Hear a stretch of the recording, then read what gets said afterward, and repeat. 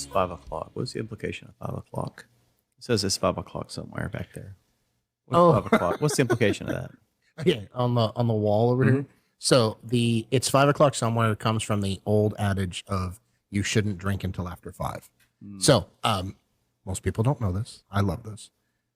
When you go to a black tie event, right? Most people know a black tie event as a tuxedo. Well, you and I do, but right, a tuxedo. A few other people in Hillsboro do, but yeah. But the touche.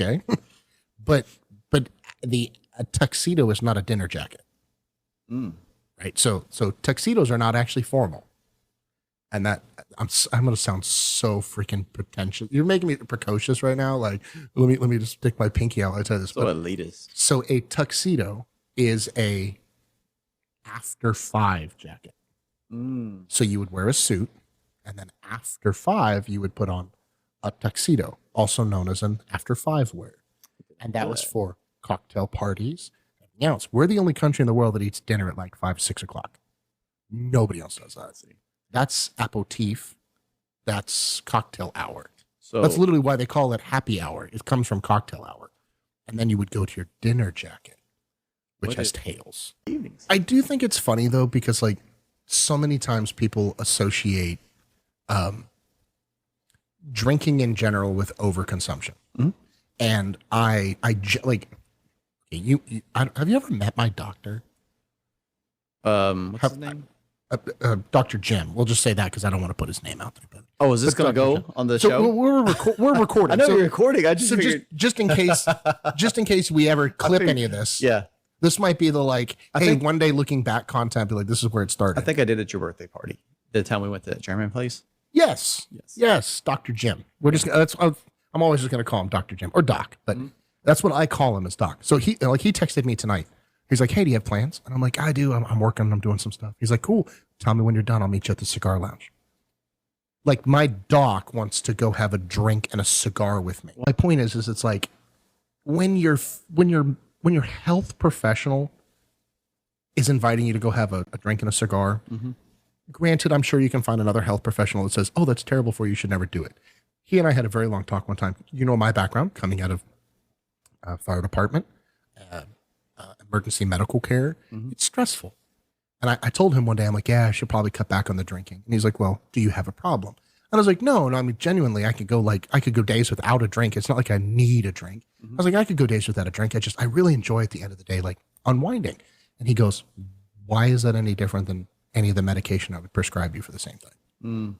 And I was like, and I told him, I was like, I never thought about that's why we call it self-medicating, right? Like, but I don't want to say like, oh, I self-medicate with alcohol. At what point is this like? Never. It's never that point. It's society that's made you think that. I have family, like alcoholism is an issue in my family, right? My uncle met Eric Clapton in AA. Oh yeah. Like, I mean, you can't get any more alcoholism. My uncle is a card-carrying member of Alcoholics Anonymous, and he actually comes over every once in a while. Yeah. He made a good point to me one day. He said, because mom was here and I was having a drink, and my mother goes, oh, that's very insensitive. Your uncle's here. He's an alcoholic. I was like, no, he's a recovered alcoholic. That's a difference. Yeah. I'm like, I'm not offering him a drink, but, and I asked him, I said, did you have a problem with this? And he goes, no, I don't want you to like stop living your life around me. Alcoholism is my burden. I have to navigate it. What am I going to go to a restaurant and say, stop serving that person? Well, you can't, if you can't be around it, then you haven't recovered. Exactly. Like a person that doesn't drink can be around people that drink and not feel the urge to drink, right? So if you're recovered, that means you don't have the urge to drink. Yes. But like that was the whole point to it for him, is he's like, so he points to my wall of, you were just in the house. Yeah. I have my bourbons and all my bottles and stuff. And he goes, Israel's not an alcoholic. And my mother goes, well, it runs in the family. And he goes, yes, but Israel's not an alcoholic. She goes, and how do you know? He goes, because those bottles are full. And I said, well, that doesn't matter. And he goes, no. He's an alcoholic would literally drink the rubbing alcohol that they could find in the closet because there's nothing else. Yeah. And I was like, oh, wow, that's powerful. He's like, an alcoholic can't have one full bottle. you have all of these and they're all missing 2 fingers, 3 fingers. And I mean, I've got empties too. Don't get me wrong. I drink through it. Yeah. But he's like, if I told you don't have a drink tonight, would you care? And I'm like, no. I was like, oh, that's cool. I'll just go have a cigar outside or. I grew up around people that are alcoholic. My uncle was an alcoholic. My granddad died of liver cirrhosis. Oh God. They wake up and the first thing they do is crack open a beer. I couldn't do that. I couldn't either. Like, how do you do your day if you're already lit before it's 10 o'clock in the morning? It's not just lit. Like, I can't imagine waking up and drinking a beer. Like, that just sounds gross. Don't get me wrong. I can go total white girl and have a mimosa. Yeah. Right. Like, I could totally do that, but I think when you wake up and crack a beer, or I have an uncle that smokes pot. First thing he does, he can't wake and function. bake, man. It's like you're telling yourself and everybody, like, I'm doing nothing productive today. Well, that's productive. And there's it's days just productive. There's days where that's probably fine. Like, I'm on vacation, I'm on a cruise. Sure, okay. Well, I mean, we gonna mow. You're on a cruise, But it's like if I feel like because once I have a drink or something, like I'm relaxed for the day. I don't want to do anything else. Oh, and 100%. To me, that's alcoholism. When you wake up and you cannot function until you've had a beer. Well, there's a reason why they call it functioning alcoholics. There's functional and non-functional, right? I mean, like, there's a reason. High functioning, low functioning. But either way, you have to have something. You have to have something. You have to have something. That's alcoholism. So you mentioned going on a cruise. So I'm going on a cruise. Mm-hmm. And my wife and I had set aside some money. We saved up like $400 or $500 for quote unquote drinks and incidentals, right? Mm-hmm. Sushi, whatever we wanted just to spend some money on the cruise. And I told her, I said, hey, I'm going to work some extra overtime this month anyway. My job was offering me a whole bunch. I was like, I want to buy the drink package. And she was like, oh, it's not worth the money. And I was like, yeah. I was like, it's not about, and she's like, don't you think, and she tried to guilt trip me. She goes, don't you think $500 is enough for you to drink for a week? And I told her, I said, if I was at home, that's 10 times more than I would ever spend. Mm-hmm. That's 10 times more than I would ever spend. Right. But I said, couldn't you argue the same thing that going on a cruise is like 300 times more than we would spend sitting at home? Mm-hmm. Right. So like it's about overindulgence. I'm indulging in going to Mexico for a week and taking 9 other people in my family with me to go to Mexico. But I told her there's one thing that she doesn't understand. It's as the man of the household, my wife works, she makes money, mm-hmm. but ultimately I feel like it's my responsibility to provide. Mm-hmm. The whole time that I'm gone on a cruise, you know what I'm thinking about? Getting back, is my job, is this going to hurt my job, my end of year performance?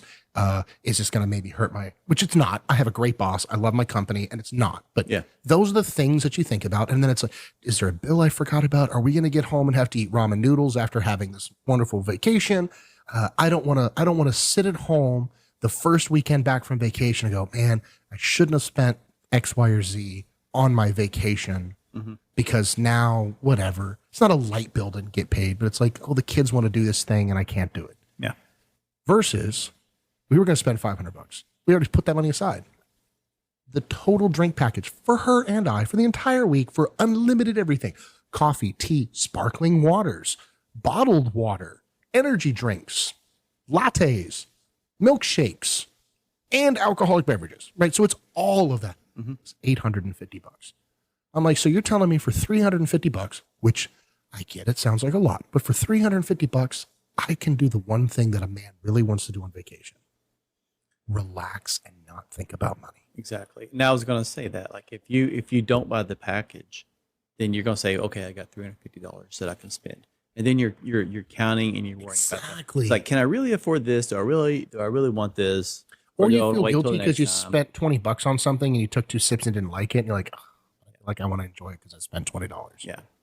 As opposed to just buying the package. And like you said, if you don't like it, you tried something new, or it's just crappily made, and you send it back and get something else and not have to worry about it. Yeah. That's the whole point of a vacation, is to not have to worry about things, right? I think it's worth it. I am not going to be relaxed unless I stop thinking about the world I left behind. Mm-hmm. Because if I'm still thinking about home, I should have stayed home. Yeah. Tell your wife I said it's okay. Well, no, and it's so funny when I explained it to her like that. Mm-hmm.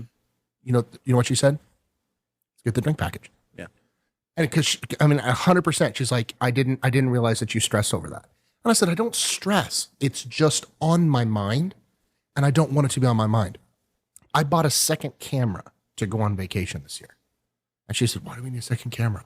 I said, because my favorite picture of the entire cruise that we took last year, my wife took of me. And I know that sounds conceited, like, oh, my favorite picture of the whole cruise was a picture of myself. My favorite picture of myself that I ever have, is a picture my wife took of me because I was picking out a cigar and I wasn't paying any attention. I just said, hey, can you hold this? Because I didn't want to sit the camera down and somebody steal it. And I didn't realize that she was holding it and took a picture of me. And I said, I want to have more pictures like that. I want you to hold a camera all the time so you can always be getting pictures like that and I can get my pictures. That's the kind of stuff that I spend money on a vacation. I want to enjoy. I don't want to miss something.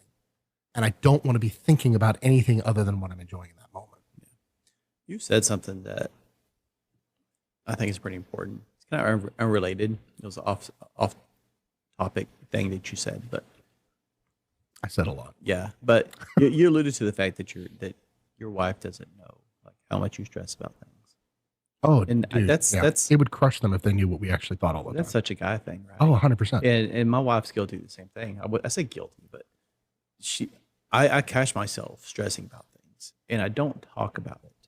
I internalize it, and I think about it, and I guess, and inadvertently we take it out on other people without thinking about it. Maybe, or take it out on ourselves.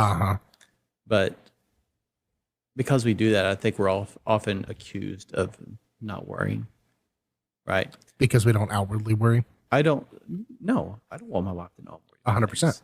Like, I stress about things. When the boat's sinking, you have to be the calm in the storm. Yeah, and she's already stressed about the same things. Why do I want to add on that? And she's stressing about the same things because they come and tell us. Yes, exactly. I'm really scared about how we're going to pay the bills this month. What you don't want to say is, man, you only started worrying this month? I've been worried for the last 6 months. Like, yeah, we're really screwed on that. Yeah, that's the last thing you want to say. That's the last thing you want to say. And I feel like as men, like, it's nothing we're taught, but we just feel as though we have to be the stoic in the. And I think often if you're not the stoic in the relationship, I don't know if is it taught or is it just like societal norms? Like, and I don't want to get into the whole like, oh, boys can't cry and all, but you know what? I will say this.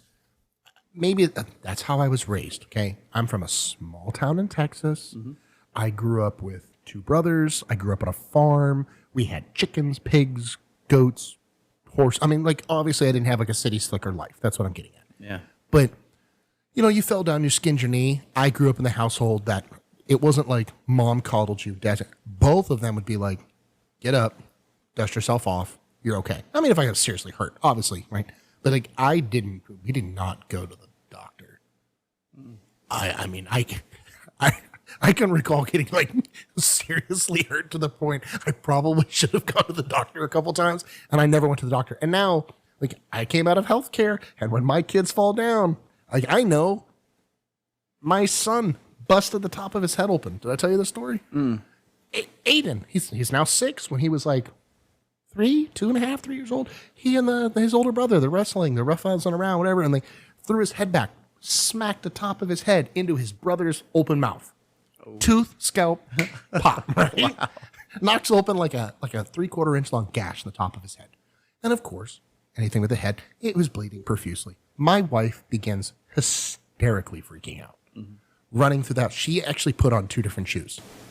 In the process of like, get Knowing the keys. your wife, that's pretty bad. In the process of like, get the keys, we're going to the ER. I have many scars that I probably should have got stitches, and I survived it. Right. And I think we overstitch things probably. That's just stitches are a way for you to continue doing things that you otherwise couldn't do. Yeah. So if you don't get stitches, it just means I still you did need it. to calm down and not do anything for a little while. You know what we used? Super glue. I get bit by a dog as a kid, like on my leg. Wow. I had a scar for a long time. Like, Did they like test the dog and everything? no, it was like, what are you talking? It was like 1990. What are you talking about? It was at my grandma's house. They had a dog, and it was a pup, and I was just playing with it, running. I was running from it playfully, and it bit me on the back of the calf. Ouch. I was like, okay, no big deal, but we're done playing, right? And then I went in the house, like, oh, that dog really got you good. It's like, I guess so, right? You weren't paying attention to it. I didn't care. And then like, I was like, oh, I got a scar. And I had that scar for a long time. I was like, yeah, should have got stitches. Probably should have tested the dog. Oh my God. Oh my God. Did nothing like that. I've always had like Charlie horses, right? Back of my legs ever since I was little. I don't know. I take all the minerals. I drink pickle juice. I've done everything. Eaten mustard, right? Nothing works. And it's very random. Like I'll go months without them, and then one day, like I'll wake up in pain. So that's not an uncommon thing. I woke up at, I don't know, probably like 3 o'clock in the morning with this like excruciating Charlie horse pain in my left calf. And it wasn't so weird because I had this experience. And ended up like, okay, well, I'm up now anyway. So I hobble to the bathroom, go pee in the middle of the night, come back, get back into bed. The next morning, I get up, not even thinking about it, other than when I take a few steps, like, it's sore. Yeah. I'm thinking, I'm like, I'm not really used to this. Like, I don't know why this hurts so bad. A couple of days go by, and I realize this has not gotten better. Like, I have, like, it kind of dawns on me. I'm like, that was like 2 days ago. Why does this hurt? Now I realize I have like a knot in the back of my leg. Oh, man. And I'm like, this is not normal. And then it starts getting a little bigger, and it starts hurting more. And now it's hurting to put pressure on my foot. And I'm like, something's not right here. So I went out to the Minute Clinic, doc in the box. Yeah. And I was like, hey, can you look at this? And they're like, oh yeah, that's a spider bite. And I was like, oh, okay. And they're like, yeah, if you had a fever, because it's like the size of a lemon in the back of my leg. My God. Like, and it's red. It's hot to the touch. Yeah. And of course, everybody hears that. And they're like, you were on an ambulance. You worked in an ER. How did you not know to go? I'm like, because I wasn't dying. Like, yeah. I'm like, oh, I just figured like it'll go away, Wow. Like, and the Minute Clinic is like, drop your pants. You're going to get a peanut butter shot of like penicillin right now. And tomorrow, if you have a fever, you need to go to the ER. And I was like, okay, whatever. It's cool. So they gave me the stuff. I went home. I texted my friend and I was like, hey, I'm going to send you a picture of this. Tell me what you think. He picked me up and took me to the clinic where he then performed minor surgery to like take care of it. Wow. It was that bad. I still have a black spot on the back of my leg that was almost a year ago. A what spot? Like a black spot. It looks like a bruise on the back of my leg from this like hole. It was about the size of a golf ball that he had to take out and like pack. And like I had a hole in the back of my leg for like, I was like, don't I need to like do anything? He's like, nope. It just needs to breathe. Any idea what kind of spider? Probably a brown recluse. Recluse. So and I was like, so you're saying a spider bit me in the middle of the night? I do not like spiders. Mm-hmm. I almost had to like move. My dad got bit by a brown recluse when I was in high school. Oh God. He's actually got a tattoo right here. It was of a brown recluse? Yeah, well, a spider, but it was on his chest. No joke. And they can kill you. At the time, he was dragging us to a church in a local community, and so we went, and I remember looking at him. And he is like beet red, like you could tell, like he is having fevers. And he got bitten. Like he woke up in the morning with the bite, and this is in the this is like the evening. So he went all day with this, and he started getting like a black spot. He had necrosis. Yeah. From the brown recluse. Yeah. So you had to have surgery, and skin graft, and all that crap. Now he has a tattoo there. That's crazy. Yeah, and we got brown recluses all around my house. The thing is, they kind of keep to themselves. You need to give them a habitat, or they will look for something that you don't want them to have. Yeah. People are like, oh, you shouldn't have like stacks of dried wood and stuff around your house. I'm like, yes, you should. You put it over there, and that's where the spiders will go. I was reading an article because when I grew up, the two spiders you watched out for were black widows or brown recluses. Right. And they're saying even now, like this is not a medical advice by any, but it was an article I read, and like black widows aren't even that much of a threat because they actually have, I don't know if you consider it anti-venom or what, but they can actually treat a black widow bite. But it's brown recluses because of the necrosis. There's nothing to really combat that. It's dead. They're still, the tissues is dead. Yeah. So there's still the things to watch out for, but they're so, they keep to themselves so much, and they're so small, or they can be. Right. It's hard to. And if there's you other see spiders, a giant spider, that's the one to not be afraid of. Yeah, and they look similar to other ground spiders that live in houses, so it can be hard. But like if it comes in your bed at night, you're like, how do you know? You're asleep. Like it bit you in your sleep. Bit my dad in his sleep. Yep. I mean, what do you do? Really, the concern is like small kids. Yeah. Right, because their circulatory systems and everything is so much smaller. I cannot imagine if this would have happened to like a little kid. Oh yeah. The amount of pain and the size that thing was.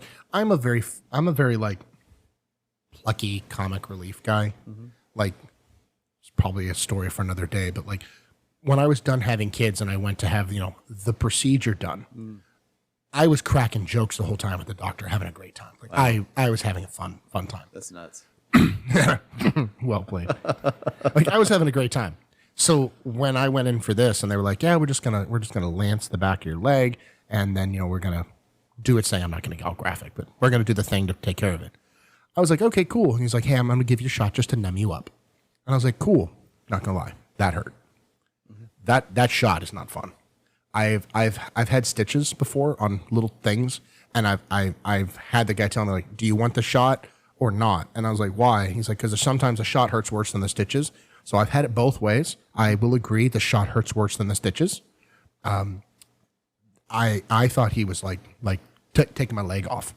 It hurt that bad. Plus, it was all the pressure and it was so sore and all the pain and everything else. Yeah. But then after he numbed my entire leg, I could still feel the pain of this thing on the back of my leg.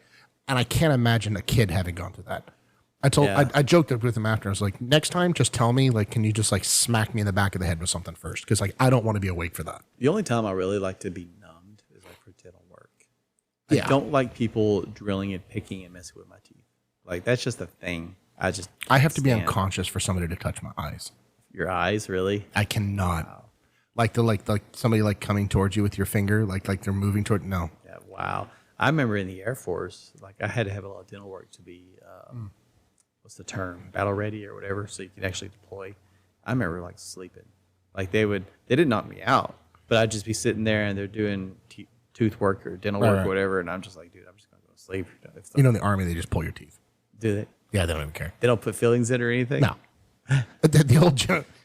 I never had a tooth pulled, but the old joke that I heard a lot of guys say was like, just have them pull it. And I'm like, why? The chances of you dying from the infection are smaller.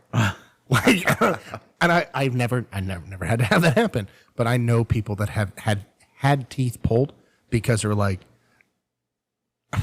you were going to get the same number of days off anyway. And They give you days off for that crap? Day. Okay. You're going to get the same number of day off, I should say.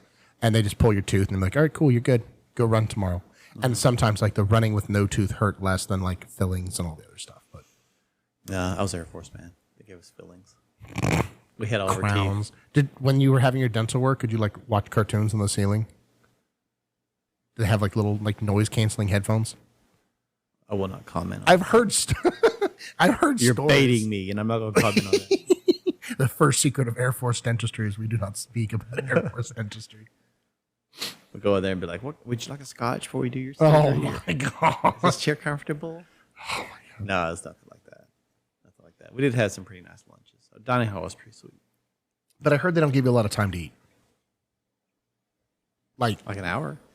What? Yeah. No, but that's okay. Hold on, but that's not like basic training. That's what I mean. And basic training. Like basic training, they gave you guys like man. 10 minutes, 15 minutes. Basic like, training, there'd literally be like a lobster, and the drill sergeants are like, "If you touch that, there'd be pies and stuff." Yeah. You So you didn't touch couldn't eat it? No. Why not? I mean, you could just prepare to be lit up for the rest of the day. Then why Probably do the they next have few it? days. That's just wasteful. That's a waste of taxpayer money. So they bought lobsters and then wouldn't even let you eat the I lobster. don't know. There's actually lobster. It'd be like steak. I would not be surprised. You if it had was steak? lobster. Yeah. I had an MRE. No, it was like real. The food was pretty awesome. But the thing is, there was other people besides trainees that went to these So you went to barracks. like the normal dining facility, and then like everybody else would be sitting every there for the, squadron. I can't say every squadron, but our squadron had. It's like it had to be our squadron because we all shared like a big rectangular building, and downstairs would be a dining hall, right? So you guys call it the dining hall. It's the DFAC. whatever. There'd be a dining hall. The dining hall. But you'd have other people coming in. Did they eating, text not everyone just the menu trainees. beforehand? Like We didn't have phones. What are you talking about? Tonight's pairing will be. This was different. You could joke about the Air Force, but the Air Force. I then joke is because not I'm like- jealous. It's not like the Air Force probably now, right? Like if it was soft then, I can only imagine what it's like now. Now it's comfy. It's comfy, yeah. But no, we had legit food, and I remember actually when you went to tech school, you could actually eat the food, like you could eat whatever. And tech school's like the Army's version of AIT, right? It's like basic training, then you go to like advanced individual training. It's like the next step up. You learn to do your job and all that. Yeah. Okay. I went to Keesler, Keesler. in oh my gosh, Biloxi. What did you learn in Keesler? Can you talk about it? No, I Was did there financial. lobster? I was a financial. Seriously? Yeah, what the heck was I totally was a financial manager. I actually the technical term was combat comptroller, which sounds awesome, but there was no combat involved in this office job. So My brain is trying to wrap its head around because I'm like, all I'm picturing is like the ladies that work at the local courthouse that are the comptroller's office. You know, you go in there and they're all like, they've all got their Stanley cups and their little like Gucci purses or whatever. And I can just walk in and I can just hear one of them being like, frag out. Like, I'm just trying to picture in my mind a combat. So it's just a comptroller that's in a combat zone. You could be in a combat zone. Right. So it's not necessarily like you're calling in audits. No. I need a 10-digit I grade guess you in just an told audit. people you worked in finance. In hindsight, like someone said, "What do you do?" I was like, "I'm in finance." Air But Force finance. Air Force finance. $25,000 paying toilet seats and stuff. No, there's probably an office for that in there, but I mainly dealt with like people doing like TDYs. Oh, okay. In you know what TDYs are? So, Temporary duties. yeah, things like that. Like they went Which I overseas. still to this day don't understand what the hell the Y is because we always called them temporary duty assignments. Mm-hmm. And I remember asking one time, "What's the Y stand for?" And they go, "Shut up, Bowman." And that to this day, like I don't even know what the Y Why stands do you for. ask? Yeah. Temporary duty assignments. And I'm like, okay, cool. It's TDY. My brother once time told me this story, and he was talking about in the Army that I did not realize that the Army was the ones who instituted a minimum IQ requirement. I did not know that. Okay, so like when the subject of the draft came up during, I forget which like original conflict that it came up in discussion. They had to sit down and have a serious conversation because they were like, okay, we can't draft anybody that's mentally incompetent. And it has nothing to do with the fact that we can't utilize them in the military. It would be unethical. That was the debate they started with. It was like, hey, if this person is mentally deficient to a point that they can't serve their country, then we're indenture servituding them. We're not necessarily relying on them to give their service. Right, because you could conscientiously eject, right? If you or I, if we were drafted, we could just be like, no thanks, and we could go to prison. We have the mental capacity to say no thanks. We know we would go to prison for it, but you can't commit somebody to death, like the death sentence, if they're mentally incompetent to stand trial, right? Yeah. Same thing. It's like, well, we can't send them to war if they're not smart enough. So they had to have a commission that went out, and if memory serves me correct, I think it's 78. Seems pretty low. It is very low. So as long as you can identify the colors of the crayons, it doesn't matter how many you eat. Not just the Marines. It was for everybody. But I remember like the way he told me the story was that they came back and said, we do not have a job in which someone of that mental capacity would be capable of fulfilling. And I'm thinking like, well, because I'm thinking, okay, I could get like maybe somebody couldn't be a combat comptroller, right? Sounds awesome. Right? It sounds awesome, but not like. There's also jobs like pushing a broom. Mm-hmm. I mean, there's a guy whose job it is to mop floors. There's a janitor code in the Army. There's a truck driver code, a cook code. There's an everything, right? But we hired janitors in the Air Force. I'm sorry. We didn't do that ourselves. I have to lean back for that one. Hold up. Custodians. What are you talking about? Like civilians? Yes. Oh my god. I had to clean mop your own stuff? We had to clean. You didn't clean your own bathrooms? What, like basic training? Yeah. No, I mean like later on. Like you were still responsible for cleaning your bathroom. Oh, in the dorms and stuff? Yes. Well, of course. Okay. I'm talking about in the office and things like that. Oh yeah, we had to take out our own trash. I'm not joking. Like, I remember How barbaric. I remember graduating basic, going to AIT, graduating AIT, being invited to come back to AIT for the next rotation to work with the instructors because I was thinking like, ooh, maybe I'll stay here at AIT and be an instructor or at least assist the cadre, whatever. Like they liked me, I was going to stay, that was going to be fun. Yeah. And I remember when the next rotation came around, I thought, this is awesome. I was a cadre. I had the different color reflective vest. I was cadre. And I remember like taking out the trash. I'd be like, this is crap. Like, wait, what? Like, that's what we did. And they're like, yeah, we do the same thing. Wow. Like, we had the same cots. We had the same, like, nothing changed. And I'm not saying like that was a bad thing. It's just like I had it in my mind that like, oh, the pain and suffering will end when training is complete. And no. I remember before I went into the Air Force, this was probably like a year or two before I did, one of my friend's brother was in the Army. He was stationed at Fort Hood, or whatever it's called now. But it was Fort Hood at the time. Oh, man, what is it called now? I don't know. Not Cavazos? Irrelevant. But yeah, it's where Fort Hood is now. Or where it will always be Fort Hood. We're from Texas. It's Fort Hood. And so I went up to his dorm, and it was like the size of this table. Oh, dude, it's small. It was small. Like, there was enough room to wiggle by the bed and a little mini fridge to go to the bathroom. So, like, when I was finished the tech school and everything, and I went to my first base, I was like, dude, I was not expecting much, right? Right. I opened my door. It was like a hotel room. I've heard. But granted, it was a newer dorm. Right. I say newer. It wasn't the newest dorm, but it was a newer dorm. It had its own sink and fridge. You shared a bathroom, but you had like the living area was pretty nice.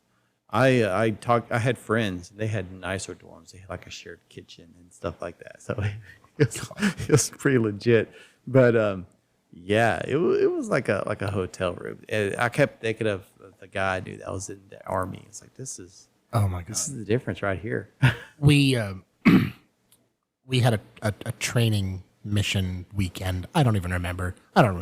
But we went to this Camp Maxie. You ever been to Camp Maxie? Probably not. Little town of Paris, Texas. Right? It's way up north. And it's an old artillery bombardment training range, something, whatever. They tell you, don't pick up anything that looks like a shell because it could be live. And I'm like, then why are we out here? They're like, because it's training. Okay. And like, no joke, you'd be walking around and you'd find like unexploded ordnance shells. Lovely. But that you don't know if it was a training round or not. So they gave us the little like pink flags on the wire, and you would just stick it in and be like, hey, we're out here in this area. We found one. Like, oh, okay, cool. We'll call the guys. And then you just keep on with your thing. And then they would come out and like check. Training for ordnance guys too. Yeah. Oh, it was. And I'm not talking like ordnance range now, like World War II. Okay. This was like where apparently like this is where some of the Sherman crews trained before it being deployed. Whatever. Wow. So we go out there and and it's a nice place. It's pretty. I mean, it's North Texas. It's really pretty up there. The weather was nice at the time, thank God. And we go out on the range. We're doing all this stuff. It's all land navigation. That's why we're up there, because it's an old facility. They've got some cut roads, but it's a lot of marsh and brush, and so you can get out there and do some land navigation, which, as we were talking before, is one of my favorite things. We get back to the barracks. We'll call them the barracks. They have like the new ones that look like when they expand a school and they add those like the portable buildings? Yeah. Okay. They had some of those. Those were the officers' billets. Okay, like that was not for the peasants. That was the posh environment, and I mean like our classroom was in one of those, and then like the officer billets was in one, and whatever. Then they had our barracks, which I thought was cool. When I showed up, I'm like, this is kind of cool. After a couple of days, I'm like, this feels like a prison. Like he was at the level, and the sergeant major I did not know he was behind me, and I was like, this place feels like a prison, and he goes, it is a prison, and I was like, what? He goes, that's who built this. Nazi prisoners of war built this facility in 40 whatever. Wow. And I was like, you got to be kidding me. He's like, no. And like they started like they have like a little center with like pictures and all kinds of stuff. He thought I was being a smart ass, but I'm like, no, like, this is actually really cool to me that we had no air conditioning. It was just heat in the summer, like that kind of a place. And it looked, I was like, man, those guys really know how to build stuff. Like this really looked great. So you're upset until you found out the history, then you're pretty amazed by it. Well, then wow, that totally changes everything. This is cool. Like we didn't have bathrooms in the barracks. There was no bathrooms in the barracks. It was in a building next door. It was in a latrine. Like the latrines were, I don't know, probably from my bed, it was like probably a good 100 yards walk to get to a bathroom. And I'm like, that kind of sucks, right? Like modern barracks, you at least have like a bathroom or a shower house. We had a shower house and we had a latrine, and the latrine was like 8 toilets for 150 beds. I mean, they was not built for that. And then like the showers was like the old school showers. You know, Wow. it had like a turnstile. Like you went in one door, and like they would turn all the showers on, and you went in one door, and it was like a conveyor belt. You just kept moving, and then when you got to the end of the line, you were done. If you still had soap on you, too bad. Yikes. So like if you were nice, you'd have the guy that was in front of you, like while you were waiting to get in, would like, you know, splash some water towards you so you could like start to lather. And then it was like 2 minutes. And we had 2 Air Force guys there that told us all that they were getting paid more that weekend, and we hated them because of that. Did they still have to go through the same line for the shower? They have their own thing? No, they were allowed to stay in the officers' billets because of their contracts.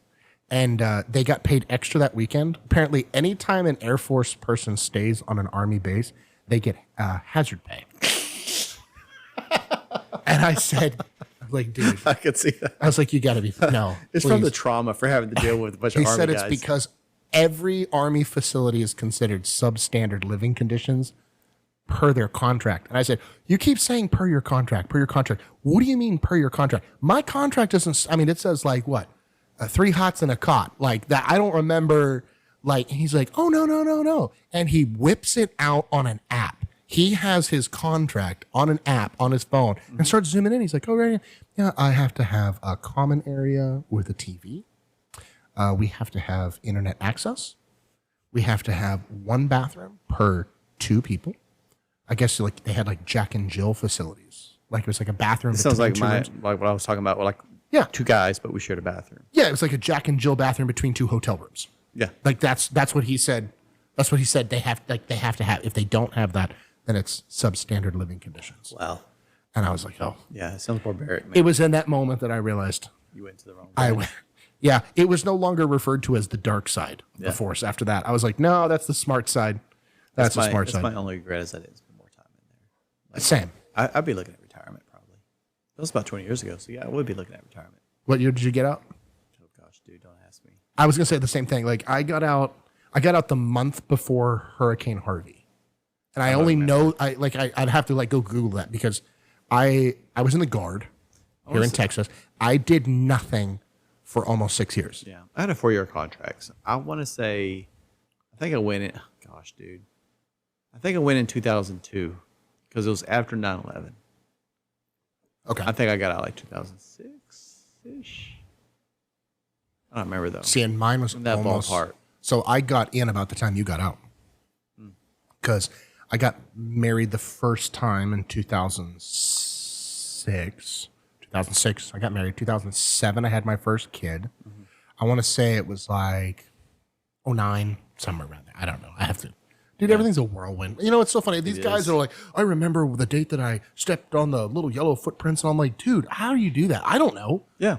I'm like, I have paperwork. I know some people like that too. They're like, yeah, I went on such and such date. And I It was got a out on Tuesday. Such and such date. It was a Tuesday. It was And cloudy. I was wearing blue underwear and green socks. It's like, how do you even remember that? And I want to say it's like maybe like they valued their time in the military more. I'm with you. I regret getting out. I got out because politics, not like politics like above us politics, military politics. Anybody that was in knows what they're talking about. Like I got out of. You didn't have like any politics. I'm sure there were, but I avoided all that stuff. I didn't really. Well, it's like I mean politics is in like if you didn't know the right people, you weren't getting promoted. Oh, I never really worried about the promotions. Well, I didn't worry about the promotion I was other than young, like there was things I wanted single. to do. I just got my check and blasted it all. Like I was stupid. I just got my check and spent. I wanted to be a warrant officer. Like that was my that's what I wanted to do. And I was the medic of my unit, and I got bounced around a lot. So I was with a unit out at the Kilgore Armory. I was at a unit out in the Dallas, Texas Armory. I was with a unit in Midland. Then I got like loaned out to a unit in Lubbock, and like I always kind of got moved around a lot, which is fine. People are like, "Oh, you were probably a problem." No, I just like I life. Also, I had to get moved around a lot. Stuff happened, but I remember my paperwork as you well. Maybe not as you know. You guys probably had like courier service to bring your paperwork with you wherever you went. Our paperwork always got lost. So I would transfer, and then I'd be like, hey, I'm here. And they're like, yeah, it's cool. They sent your paperwork. It'll get here. And it might take like 2 months for your paperwork to show up. Well, I might only be there 3 or 4 months, and then I got moved. Yeah. Because they're like, oh, hey, we need you in this other training thing in Lubbock. I'm like, okay, cool. So I'd get sent up to a unit in Lubbock. And then I'd be up there for like 6 months. And it's like 4 months in, and I'm like, hey, I'm supposed to get promoted. And they're like, yeah, we don't have your packet, so we can't promote you yet. So long story short, I had 54 months time and grade. I was a private first class for 54 months without a negative counseling statement. Everybody was like, oh, how much time did you screw up? Never. I actually had a couple of accommodations, good conduct medal. Like, it was fantastic. I had a meritorious service award. Sounds fancy. It's not. It's called the I didn't get caught medal, right? Like, everybody does dumb stuff, but, it's the don't get caught doing it. But when all of that was said and done, I had all this time and grade. To go to warrant officer school, you had to have so much. I wanted to go. I was being told that, no, sorry, we don't have an open spot for you this year. We're going to force promote you to corporal. And I really didn't want to go to the NCO path. Nothing against them. Backbone of the military. I had some great NCOs. You didn't want to go NCO? No, I did not want to be an NCO. In hindsight, I would have totally gone NCO if I could have. Because you were an officer, right? What did you do? No? No, I never. So you just went to tech school, and I don't know what you came I out never as. made it to NCO. You have like wings and stuff. I don't know what all your ranks are. I would have happy been an officer too, but NCO is fine too. I would have been happy. I was a PFC for so long.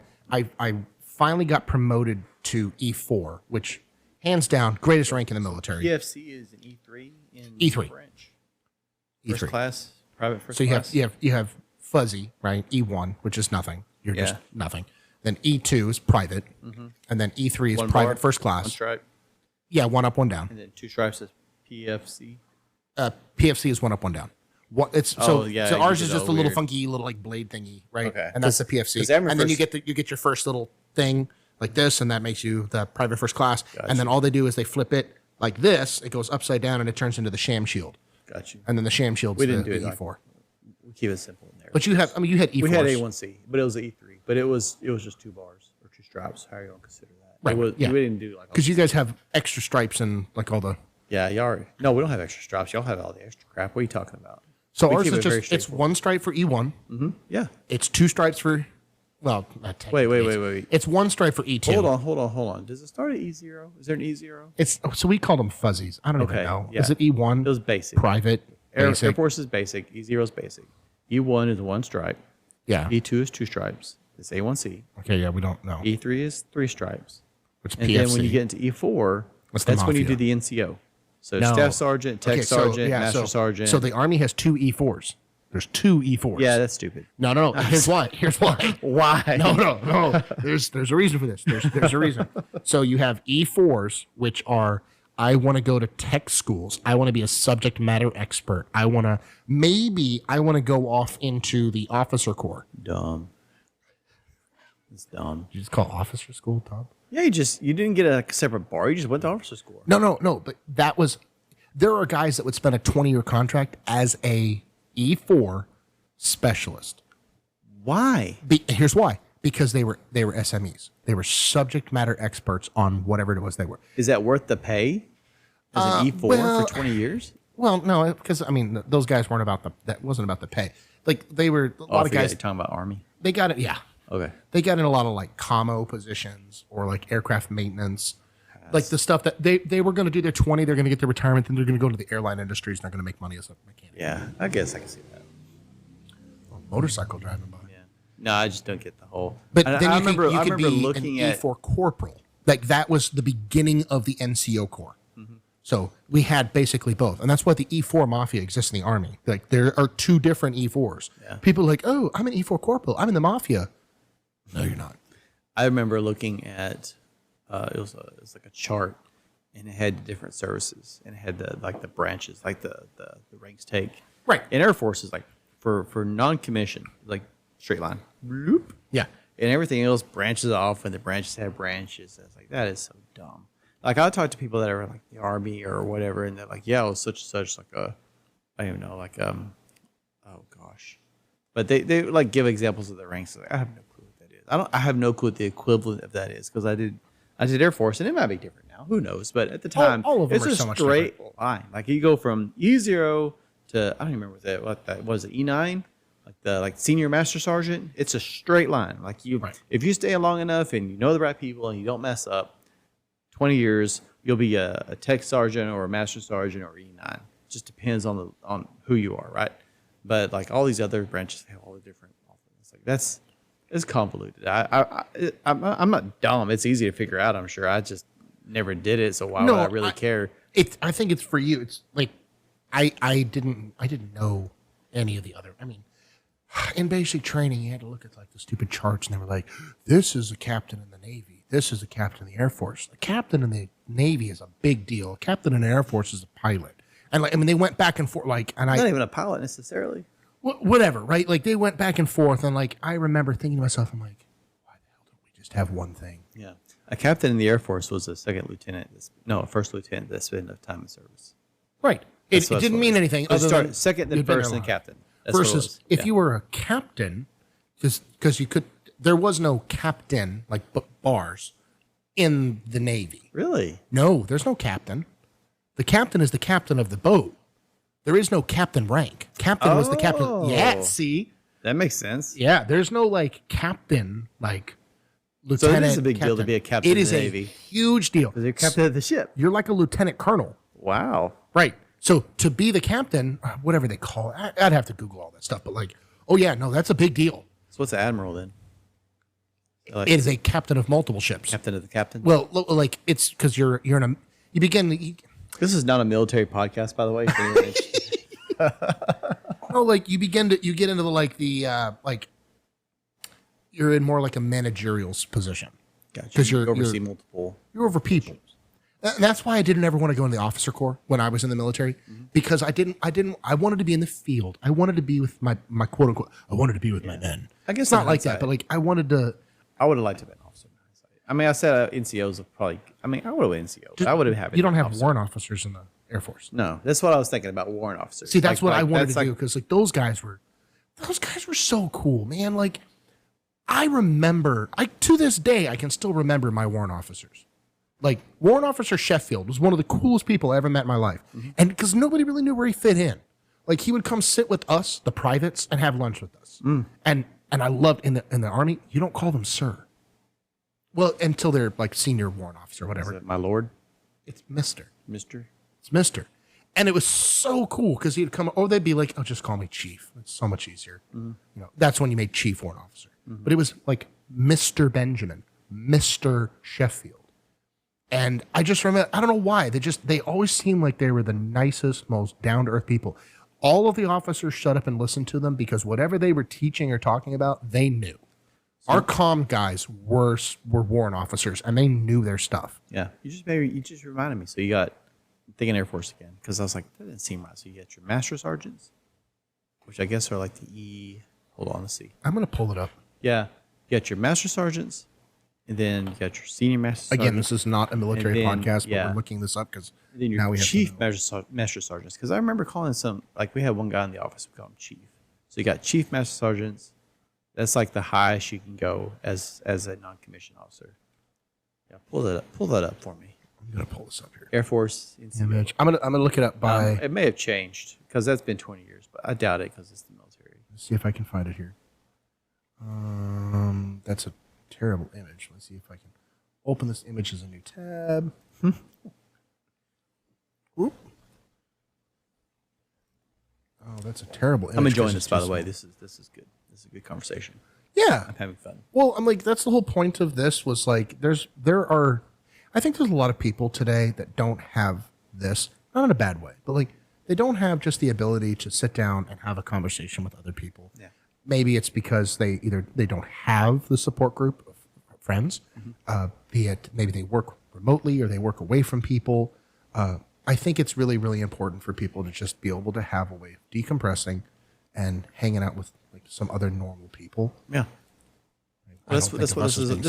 This whole podcast is about, just conversations, right? So on the far left we have Navy. Yeah. Then we got Army, then Air Force, then Marine Corps, then Coast Guard, which who cares? Can you expand that at all?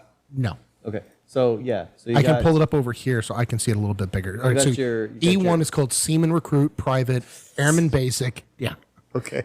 Private, and then how unfortunate. and then seaman recruit again. Okay, all the way across the top. That's E1. Okay, I wish I could say I was It's time to making this up. reevaluate some of these. I don't know if sea woman recruit sounds any better, to be honest. But Yeah. all right, then you have your E2s. Okay, and your E2s are What are we looking at? so look. Okay, so here's E1. I mean, what branch? We're looking. So no, Navy I'm still? just going across. So Navy's on the far left. So you've got seaman apprentice. Then you have dang. private. Yeah. I'm not gonna lie. 90% of the Navy jokes write themselves, guys. my Okay, God. I love you. I have two very good friends from the Navy. No, they're not married, but they're the two nicest people I know. Okay. Okay. All right. So back here. So we have seaman apprentice, private, airman, private first class. If you're in the Marines. We're looking at E0 or what? No, that's E2. E2. Okay. There is no E0. Apparently, it's just E1. E1 is recruit, private or airman basic. It may have changed, but there used to be airman basic, and there was no straps at all. So that's what this is. That's E1, airman basic. That's what that says. Okay. At the very top Got is you. E1. Got Yeah. you. All right. Like I said, it's been 20 years, but that makes sense. Yeah. Then E2, you have seaman apprentice, private, which is called private E2 apparently, and I did not know that. It's private. Then you have airman. If you're in the Marines, it's private first class. And then it's the same thing for the Coast Guard again, seaman apprentice. I do not have the Space Force. We should totally look at it.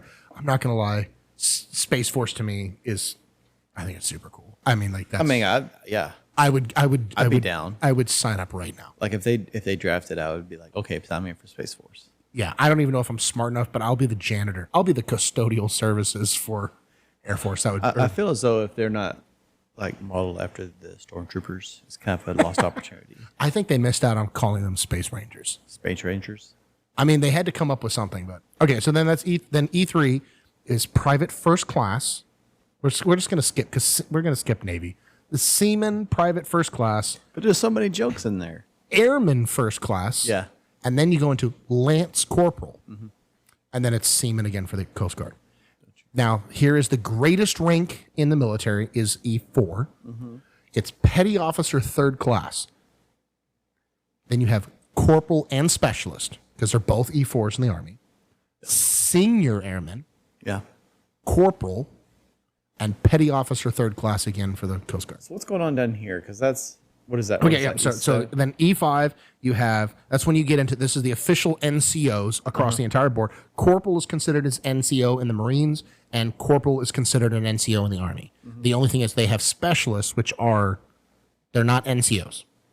So E5, you get into sergeant, staff sergeant, and then petty officer second class. Yeah. But why do we have two? And I think I know why, but I can't remember what it's called. You do. Yep. So you have E6 is staff sergeant, which we nobody ever called him staff sergeant. It's buck sergeant in the Army. Oh. It's you get your first No, we call him staff sergeant.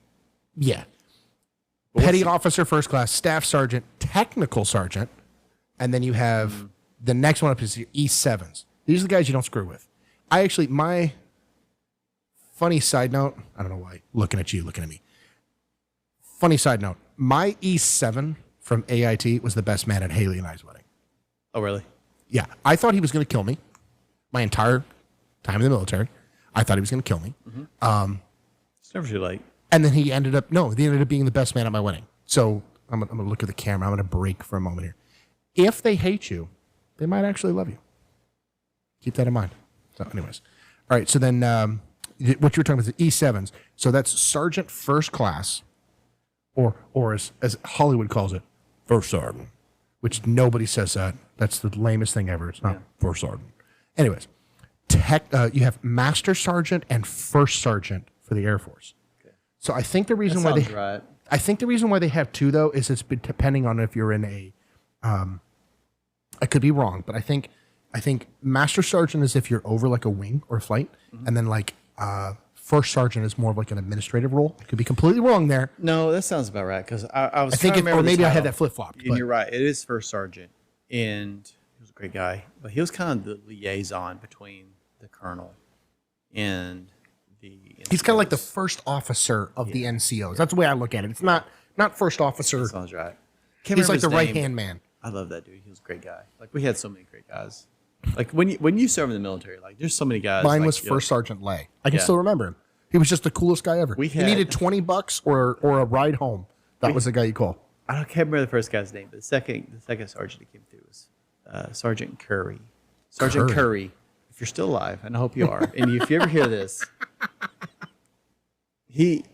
I stayed off base. I had a buddy in my squadron. He was off base, so I stayed off base with him pretty much all the time. And Sergeant Curry came in from wherever the heck he came from, but he got curry like the sauce, like not the sauce. curly like the hair. Curry. Okay. He came in. He ended up with a house right next to our buddies. On purpose? No. Oh, But I remember, and I was like 20, and we go over to his place. He's like, "You're 21, right?" I was like, yeah. I remember my first sergeant in a tree howling at the moon like a Wednesday night. And our office is like Monday through Friday, right? And so, I hope he's not still in the military. He has to be out by now. So I hope it didn't come back. But man, I love that dude. We had so much fun. like I said, my first sergeant, who was the best man at my wedding, when he first met my wife, she came hang out. I worked in search and rescue. I don't know if I ever told you that. I worked in search and rescue with dogs. So we would bring family members to come. The dogs would get used to our smell. Mm-hmm. And so we'd have to put other people out there so they could find new people. Yeah. Because it wasn't a game finding us. They knew us. So we would bring people. So I was dating my wife at the time. And they were like, hey, this weekend we're doing a lot with the search and rescue dogs. Can you bring some people? I was like, yeah, I'll bring my girlfriend. Hindsight, do not ever take your girlfriend to meet your military friends and family. It's a terrible idea. I can tell you that right off the bat. What are you talking about? Yeah. Oh, man. Anyways, she survived. She was a keeper right off the bat. She got her first challenge coin that weekend from like the battalion commander. It was a really cool experience. Yeah. Looking back memory wise, it worked out great. But they gave me so much crap for that, as one could probably tell. But they went out and they did all their stuff. So they got to be really good friends. I take her over to his house one night. We're all eating. We're all drinking. We're having a good time. And my fiance at the time, now we've moved forward in our relationship, my fiance goes, yeah, I've never fired a handgun. Right? And I'm thinking like, oh, that'd be really cool. Like, we got to go shoot sometimes. Everybody stop what they're doing right now. Go outside. My E7 slams the bottle of Jameson down and goes, well, we got to fix that right now. Jumps up, grabs her by one hand, grabs a Glock from somewhere. I have no idea where this gun came from. And goes out the back door and proceeds to give her the from the line of fire course and fire drill of the United States Army. You know, You will holster your weapon, prepare to fire, blah, blah. Okay, anyways, sets the whole thing up and he goes, okay, gives her I'm expecting him to take his time. I don't know why I'm expecting this. We're all drinking. In hindsight, this was a terrible idea all the way around. But we're sitting there and I'm expecting him to be like, okay, this is the gun. Oh, you're going to put your hands like this, yada, yada. No, he literally goes, you know what you're doing? Smacks this thing into her hand. He goes, see this? Line this up with this, squeeze the trigger. If I could teach him how to shoot, trust me, you're no problem whatsoever. And she proceeds to fire and fire and fire. And she's having a good old time. I have no idea if she hit anything or not. Probably. My wife is actually a very good shot now. But so she fires everything else. Then he proceeds to high five her. I will never forget this. I love this story. He goes to high five her, puts his hand up. My wife is probably just intoxicated enough. Again, this was really a bad idea. Mm-hmm. She misses the high five. Bad ideas at the background of the military. 100%. 100%. The backbone of all stories in there in the military. Yes. She proceeds to high five him into his face at a full swing speed after discharging a fire. Not with the gun, I will say. It was with the other hand. Smack him with the Glock. Oh my God, it sounded like another round cracked off. It was echoing through the woods. And he goes, what was that? She goes, I missed. And I'm thinking to myself, I'm like, well, at least you missed with that. That's one of my favorite stories. And that's why that guy, and he's still out there. It's crap like that I miss. First Sergeant Lay, if you're watching. Leg. I had a First Sergeant Lay when I was in the military, Lay. And then I had a first sergeant leg. And it was really funny because I asked him, I said, what's the one thing you want to do in the military? He's like, I want to go to airborne school. And I said, why? He goes, I want to be the only airborne leg. So there's this like joke in the Army. Airborne call infantry legs because they got to walk everywhere. So he wanted to be the first airborne leg. And I'm like, oh, that's pretty awesome. That's funny. I'm like, that would be pretty great. But man, you make me all nostalgic now. I actually went to a birthday party this past weekend. My 13-year-old daughter's friend from school was having a birthday party, and I got a call from the mom and her husband's another doctor here in town. Was like, "Oh, you got to come by our house." I walk in to the birthday party right over here, like a couple streets over, and I'm sitting there looking at this guy, and I'm like, "I know you from somewhere." You know when you like meet somebody's eyes, and you can always tell it's another military guy because they're giving you the same face back. You can't quite place each other for a second, and my head's going this way, and his head was going this way, and I looked at him, and I get a little bit closer, and I stick out my hand, and he says it first. He goes, I know you from somewhere, and I said, but I can't remember what unit. And he goes, exactly, and I'm like, so he had retired from the Air Force. My last month in the Guard was his first drill. Got you. With our unit, when because he had retired. Well, I say retired. He finished his contract, whatever it was, with the Air Force. Probably like 6 months at Club Med or whatever it is y'all do. And then he had come over to the Army, and probably realized he messed up. He went from the Air Force to the Army. He went to the Air Force to the Army, and he had showed up. That was his first drill. It's a bold move, Cotton. Let's see how it plays out for him. But that was his first month in the Guard, the Army Component Command. And I remember him because he's a local guy. He's from Abbott, right down the road. And it was a real flashback. And I was like, dude, I remember you. And he goes, yeah, I remember you too. I only remember him because, as you know, anybody down here from Abbott? Or I don't know if you're even familiar with Abbott. Willie Nelson. Okay. It was a big Czech area. West, Abbott, that whole area. A lot of Czech people. Yeah. His name was too long to fit on his name tape on his uniform. Okay? Yeah. I did not know that existed. I guess, of course you'd have to think about it, but I'm like, yeah, that's a really good thought. So they shortened it. The Army had taken, and I'm not going to say his name because he is still in. I just saw him this past weekend. He goes, yeah, I'm now the company commander over this thing. I'm like, that tells you how long I've been out. He has stayed in, and plus he was Air Force. He was bound for great things. But yeah, he is the company commander of a unit that I used to be in. Nice. Or, yeah, something like that. I don't know, whatever he said. But yeah, his name was too long, so they abbreviate your name in the military. And he sounds like a rabid dog from a certain movie. That's all I'm going to say. It's not Cujo, but it's close enough. What's you drinking over there? What is this? Let's have a look. This is scotch, right? Okay, you got to hold it up a little bit. I think anybody can see it there. There you go. Perfect. You're over here. You see that? Dewar's. Little Dewar's there. Yeah. Scotch. You know where I got that bottle from? The liquor store? No. A very good friend of mine, when I was going on my cruise last year, I bought a tux because I was like, yeah, I don't have a tux. Also for some other black tie event stuff that you and I do, I wanted to have a tux. And so I got my tux, and I called her, and I was like, hey, I know you do seamstress stuff. Older lady, retired, one of the nicest people you've ever met in your life. Talk about a fun podcast person. I have no idea what she would talk about, but she would drink half that bottle of scotch and tell you stories you wouldn't believe. I'm down too. Let's do it. So she comes over, and I said, I'd love to cook you dinner. At first, I was like, I would love to pay you to hem the pants on my tux. She was like, absolutely not. She's very British. Very British. She was like, absolutely not. I shan't charge you a shilling or whatever it is that she goes into. And I'm like, okay. So I'm like, well, then you have to at least let me treat you to dinner. And she's like, oh, perfect. I said, great. She shows up with a bottle of scotch. I'm like, wait a second. She's like, you do not dine at someone's house without bringing them appropriate hostess gifts. And I know that you don't drink wine, so I hope that this will suffice. And I'm like, yes. Yes, I will drink scotch. And so I'm not a big scotch person, but yep. That's where that bottle of scotch comes from. Sweetest person I know. Man. What's that? So we were talking earlier. Scotch is good. What is that? What is that? It's like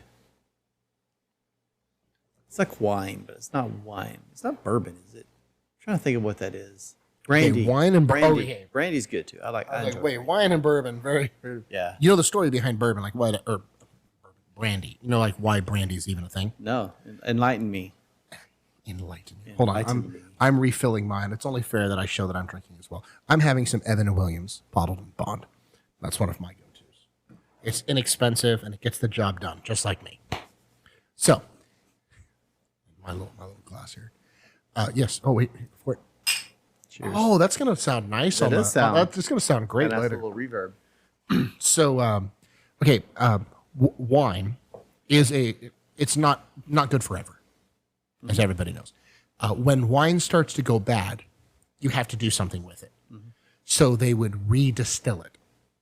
See, and when they would redistill it, of course, anytime you do that process, you have loss, you lose stuff, and so what was left was brandy, and it was a refined product of wine, and it might be a blend. They're going to bring lots of things together.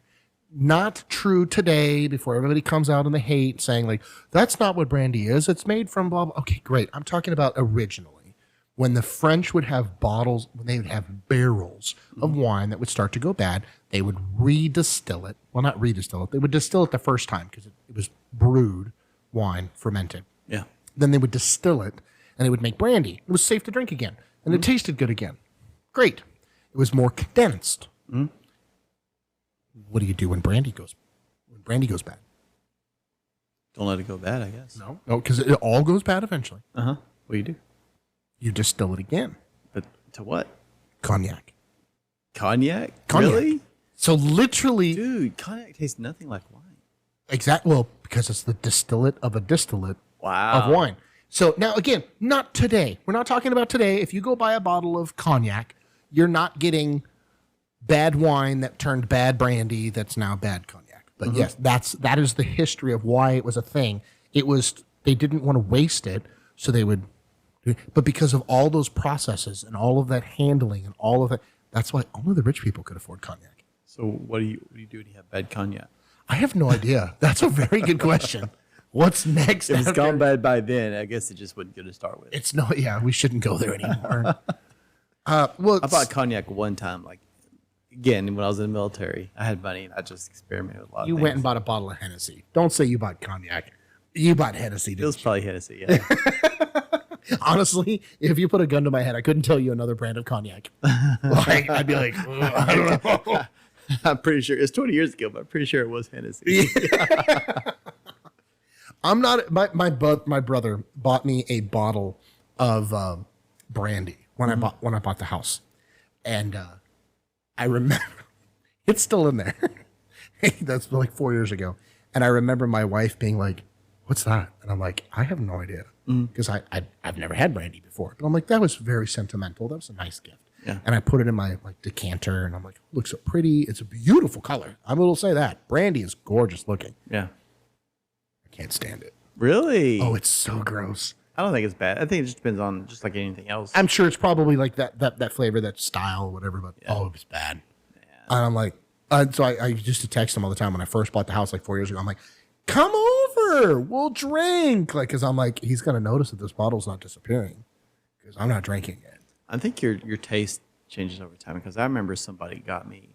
They didn't give it to me. They didn't buy it for me, but they had it was like a 6-pack of Guinness, like black. I think that's what it's called, Guinness Black. And I remember trying it. I love Guinness Black. Well, at the time, 19-year-old me, no, I shouldn't say that, 21-year-old me, drinking like Bud Lights and stuff. I tried Guinness, any kind of Guinness. You're like, oh my God, what is this? It tastes like mud. Now in hindsight, like, yeah, this is good. It's got full flavor. It's hearty. But at the time, I was like, I had to make myself finish it. It's like, oh, so bad. I feel like that's like with me when I started smoking cigars. I am convinced that no one ever lit a cigar, put it in their mouth, and immediately fell in love with that process. Yeah. You did it because the guy next to you was already doing it and you wanted to look cool. Yeah. And then it was like, oh. Good old peer pressure. Is it peer pressure or is it just like wanting to be like accepted into another group? That's called peer pressure. Well, okay. Hold on. That is a definition of peer pressure. No, You hold want on, to be hold on. So- accepted by your peers. Here's why I think of it You as two feel different. pressure. But hold on. But here's why I think of it as two different things. Okay. My wife watches Star Wars content with me. Mm-hmm. That's peer pressure because she knows what it means to me. Yeah. So if a new Star Wars TV show comes out, she knows we're watching it. And if we're watching the new Star Wars TV show, then Do you watch all the Star Wars stuff? once. Once. If I like it, I'll watch it again. Are you But gonna I'm watch- going to watch it once because I'm like, okay, I want to see it. Are you going to watch The Acolyte? Probably. I haven't watched Really? any of the trailers on it yet because I just want to see what it's going to be like. I'm not going to judge it until I actually get a chance to judge it. Can I be honest with you? Is it going to be bad?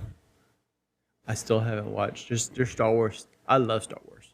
Okay. I love it Obviously not if there's stuff you haven't seen. because it's trash. I have Some not. of it is. Some of I it have is. not watched. What is the last one of the last trilogy? Last Okay, you Jedi? didn't miss anything. You didn't miss I know. anything. You did miss I haven't anything on watched that. it. I haven't watched it. I Because- remember complaining about The Phantom Menace when it came out. I remember complaining about it, and now looking back, I'm like, I had nothing to complain about. I still don't really watch the Phantom Menace. Like I like the machete. The machete. Have you ever heard of this? The machete. Wait, can't remember what it's Machete, like the guy. Like no. So it's like the machete playthrough, whatever it is. But it totally Nope. So like I actually did this for a friend of mine because she had never seen Star Wars. So I was like, I'm gonna introduce you to this is Right. before the last. My trilogy. wife had never watched Star Wars before This we is dated. before the last trilogy. So the machete playthrough is you watch New Hope. Oh, so like a way of watching the movies. Yeah. So you watch the New Hope, Empire Strikes Back, because the Empire Strikes Back leads. Whoa. Hold on. So they allude to who Darth Vader is in Empire Right. Strikes Back. Well, yeah. I am your father. Right. Spoiler.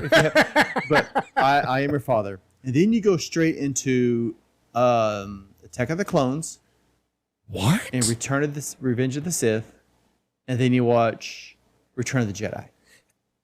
So the reason for this, because it builds up, Wow, that would be a really interesting play. I've never heard of this. is it, am I backwards? Maybe Well, it's, we will search this up later. Like the machete. yes, and here's why, because maybe it's the other way around. Maybe you start either way. So what it does is it introduces like Luke Skywalker, Right. based off what I told you. It introduces Luke Skywalker in the backstory. Right. Luke, I am your father. Right. Who the heck is Darth Vader? So then you jump into Return of the Sith. I'm sorry, Attack of the Clones, Revenge of the Sith. And that explains who Darth Vader is. Oh, okay. Now I And then you understand. go into You're right. Okay, for me, having grown up with Star Wars, terrible way to watch the movies. But No. for somebody who hasn't watched them, Yeah. you're absolutely right. Because they'd But- be like, "Who's this dude?" Who's You'd be Darth like, Vader? Next movie. yeah. And the thing is, it's Oh, only, that's if really you cool. notice, That's great. Phantom Menace is Yeah. not in there at all. No, And there's two reasons for because that movie is a standalone movie. It's a standalone. prequel. Exactly. It's a prequel standalone. It's standalone, and it was so unpopular. Okay, hold on. here's the hold thing. on. Do you Here's think the it was unpopular, or do you think it was just people picking on Jar Jar Binks? Just Jar Jar Binks. No, because I will say, did you? Okay. My favorite character out of all of Star Wars is Qui-Gon Jinn. Really? I love Qui-Gon Jinn. He Really? is so awesome. So awesome. Okay. He was my favorite. I was genuinely sad when he died. Did you see the newest? Have you watched any of the series? Which series? Like the newer Star Wars I series? saw the Star Wars. I don't remember what it was called. like the It was live action of the Clone Wars, I watched. or I watched a lot of the Clone Wars. Mandalorian. I watched the Mandalorian. Have you watched the? I watched. Okay, let me Oh back my up. god, I can't even think of the other one now. I've watched the Mandalorian. I watched Boba Fett, which was trash. I'm sorry. Oh no, it was good. Hold on, that hold on. was not Boba Fett. No, it was not Boba Fett, but that was good. It was not good. So what? You didn't like Obi-Wan either? Obi-Wan redeemed itself at the end. What about The writing was so bad through some of it, though. I think my favorite one of all the new series is But I liked what was the Rebel one I can't think of the name of it. I'm drawing a complete blank. where they got the Death Star plans. That was good. Well, so yeah, it's Rogue One. Rogue One. I liked Rogue One. So Rogue One. Then they had the TV series. But here's the Rogue One was a cinematographic thank you note to everyone my age that's been watching Star Wars since they were a young boy. It was just good. It's just good. Well, here's what I loved about it. Every Star Wars movie has a happy ending. Mm-hmm. That movie didn't. No, nor should it have to. Exactly. Had that movie had a happy ending, nobody needed a medal around their neck. Mm-hmm. I mean, A New Hope, beautiful. Beautiful. Probably one of my all-time favorite movies from my childhood. Loved it. It's a hero's journey. It's a hero's journey, and how should a hero end his journey? With the girl, with the medal, with the accolade, whatever it is. Even if she's his sister, who cares? Oh. The girl. But I mean, like that's how it should end. It's the Arkansas of space. Rogue One ended somberly. It ended sadly. Mm-hmm. But then, did you watch Andor? No. Okay. I started it. No, go watch it. I need. You need to go watch it. Here's why. It's so different. No, you will cry. Well, so I watched Andor, and then I went back and watched Rogue One again. I know. I need to watch And Andor. that second time watching Rogue One, because you understand his character more. He's a bad guy. I mean, he's an assassin. Andor? He's a bad guy. Is he? Cassian Andor. Spoiler. No, he's a bad guy. No, everyone says. I remember when Andor was out, and I guess there's not another season, is there? But it was highly. Not yet. It was highly like you need to watch Andor, and I started it, and it's like it's just so different. It was very dry. Yeah. But the final episode, I don't want to ruin this for you, but I want to tell you. You're not running for me, you're running for the viewers. Oh, they've seen it because they're not. Maybe not. I haven't seen it. The final scene. So he got he gets like picked up and he gets sent to prison, and they're like having to build all this stuff. And Andy Sudeikis, the dude that voiced Gollum in Lord of the Rings. Andy Sudeikis. Anyways, that dude, he's in it in the show, and he's phenomenal. He's great. He was a good actor from what I saw. At the end of that at the series, the final scene of Andor, you find out what he's building in prison. They're like building and they're building. They're constantly doing this repetitive motion thing. They're building parts for the Death Star. Spoiler. And now going back and watching Rogue One, because Andor obviously takes place before. Yeah. He was building his own destruction. Wow. That's deep, man. That's crazy. Aren't we all, man? Aren't we all? So wait, what's your problem with the Acolyte? Why are you not looking forward to it? You're trying to navigate this. Yes, I'm trying to be careful. No, okay, hold on. No, I will say. I'll say. I grew up with Star Wars. People are writing Star Wars that don't really either understand how to tell a story, or don't really understand the lore, or don't understand. I feel like people are being given Star Wars as a way to boost their careers, not necessarily being rewarded with Star Wars because of their career. It's like the last trilogy. Okay. Yeah. I haven't seen it, but I know it ends. Spoiler again, but I know it ends. You should watch it with Palpatine coming back. You should watch it. You should watch it once. I refuse. No. With Palpatine coming back. You should legitimately watch it once. That defeats the entire purpose of Anakin's redemption. No, because here's why. It does. Because he's a clone.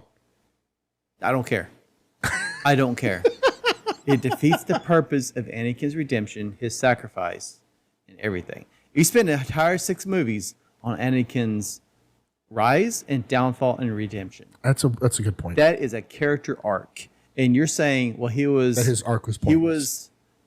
I don't want to get like into the weeds here because we agree we wouldn't go into this. I'm not going to get into the weeds, but that was a character arc, and you're basically saying I don't care about that character arc. I see money. Well, okay, wait, hold on. You're telling me no.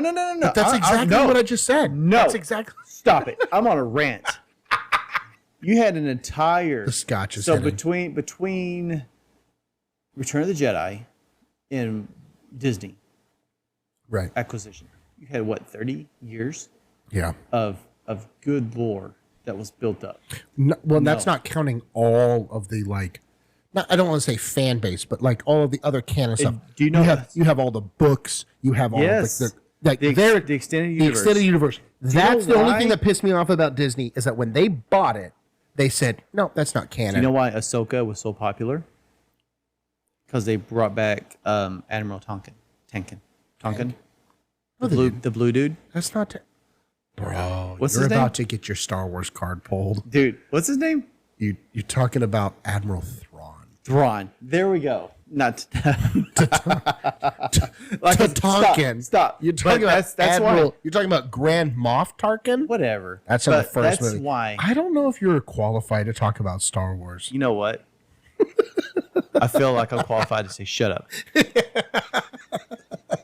But my point is, yeah, it's not just that. Gosh dang it. I'm trying to think. I think in maybe The Mandalorian also. That was a good series. There have been throwbacks. There have been allusions to this Legends universe. And I think we see two things. And this is a Star Wars podcast, right? But I think we see two things. You see almost like because you have the same thing in Marvel. You have like these like alternate. Don't get me started. I know, but you have these alternate universes, right? And I think that's what we're looking at, maybe where we're starting to see like the split. Hold on. We have milked everything we can milk out of our acquisition from Marvel. What should we do next? I have an idea. Let's do expanded universe. What do you mean? We're gonna have Spider-Man, but we're gonna have 12 Spider-Mans, and we can make a movie from each one of the Spider-Mans from the Spider-Verse. Dude, that was an amazing movie. No, it wasn't. We're gonna fight on our first episode. We can fight. Loved that movie. Spider-Man Into the Spider-Verse is barely one step better from Madam Web. Into the Spider-Verse? You talking about the animated one? Yeah. What are you talking about? No. I'm talking about the last where live they action. came together. Yes. Yeah, okay, that was okay, but that was my favorite Marvel movie. I'm talking about the multiple Spider-Verse, whatever. I did like that they brought back Doc Ock. That was pretty cool. I don't hate it, but Madam Web is no excuse. So, are we talking about Marvel now? Marvel's made the same. It's all Disney. Let's be honest. You cannot talk about the problems with Star Wars and Disney without talking about the problems with Disney and Marvel. Yeah. And without talking about the problem of Disney and Avatar. Okay. I can't stand the new Avatar movie. My wife took me to go see it. I said, "This is Free Willy in space for 3 hours." I didn't even finish it. That's what I said. I was like, if I hadn't paid money to go see this in IMAX, I would have left by now. Marvel's making the same mistake that the DCU made. When? Okay. For which movie though? Let me explain. Okay. I'll explain. Marvel was successful because they built multiple standalone movies. They built multiple standalone movies that built up the characters, and then they finally introduced them together. They built up the story. Okay. By the time they started putting characters together. By the time the Avengers came out, you knew every single one of them. You were invested in them. 100%. You want to see where they went. I wish they would have done that with Boba Fett. The DCU said, okay, here's all these characters. Let's put them all together. Terrible. It was a huge mess. It was absolutely disgusting. Because they wanted... Shazam by itself was a better movie than 90% of every other DC movie. No, hold on. But it was better than 90% of the other DC movies. But I haven't even seen half of them. They were so bad. They wanted what Marvel had, and they rushed to it. Disney's been around for, 100 years? They rushed to it. Yeah, no, and they were like, wait, we'll skip step 1. We'll go straight to step 3, profits. Exactly. If you built like a good Superman movie, one or two of them... It's like Black Adam. That was a great movie. What the heck was Black Adam? The Rock. Oh, yeah. See what I mean? But it had The Rock and it had Superman. It had like 12. Okay, if you read the comic books, it had like 12 and of them. Then they get rid of beloved actors. Yeah. Henry Cavill. Yeah. Dude, I'm 40 years old. I lived through a lot of Supermans. That is Superman. He's the best Superman. No, it's not just that. It's his look. It's his demeanor. Yeah. He is. Have you seen the picture? Have you ever watched The Witcher? Yes. You seen the pictures of the new Witcher? Can't stand him. I know. He's probably a great actor. He's probably a great guy. I agree with you. But I want to punch him in the face because he's not Henry Cavill. He's not Henry Cavill. I know. To me, it's like it's like every time I turn around. Let me put it this way. Okay, hold on. I'm gonna put on my like annoyance hat, my rant hat. By the way, Henry Cavill, if you ever like to come onto the show and talk Warhammer, we'd be glad to have you. Oh my God, yes. Here's my thing. I always love to use a character like Darth Vader, and here's why. He's not Han Solo, okay? Which is the rebel, easy to like. The hero of the Star Wars movies is Princess Leia. And by Star Wars movies, I mean the first 3. Okay. She is the hero. She is the one who assembles the cast. She unifies people. She's the leader of the rebellion. She is the hero of that story. 100%. Luke Skywalker, great character, but not the centralized focus of that story. When you take a That's interesting. No. Prince, you know what's funny? Before all of the like modern day movie making where we had to make a woman the key figure of a movie, you know what's funny? Star Wars did that a long time ago. Okay? Because you had Princess Leia is the hero of the entire story. Luke Skywalker is he's a farmer on a planet full of sand. Han Solo is lost and thrown about. And all Leia does is assemble the cast that crushes the Empire. He was just a knight. He was just the Lancelot of the story. Absolutely. It just happened to focus on him. What do you think Princess Amidala is? Amidala is the same thing. She's the hero of the entire 3 separate movies. 100%. I don't agree as much. She didn't assemble anything. No, hold on. She's the catalyst. Anakin would have never become who Anakin was if it wasn't for Amidala. That's true. Obi-Wan would have never had to become who Obi-Wan was if she wouldn't have been put in a place where Darth Maul had to avenge her. Yeah. Or to kill her, and Obi-Wan, he had to avenge him. Yeah. She is the catalyst. Women have always been the centralized focus. Honestly, that's kind of the jokes when my kids say that's why Disney wanted to buy the whole franchise. Because no Disney movie, the parents always die. Yeah, you have to have a princess. You have to have a princess. And I want to backtrack because I liked Obi-Wan. He made a lot of mistakes that Obi-Wan Kenobi would have never made.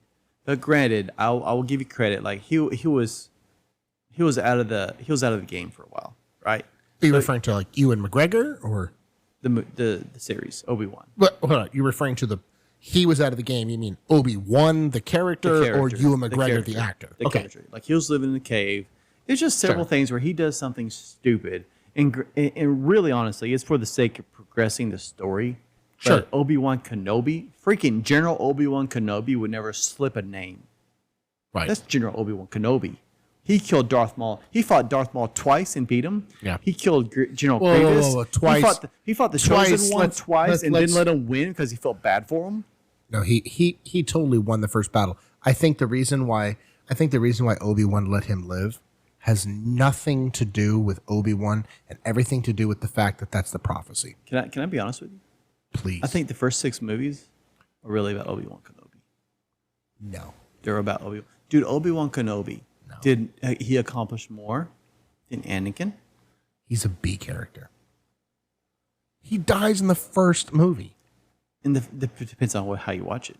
The first movie, he dies and turns into nothing more than a tour guide. So what? You know why he died?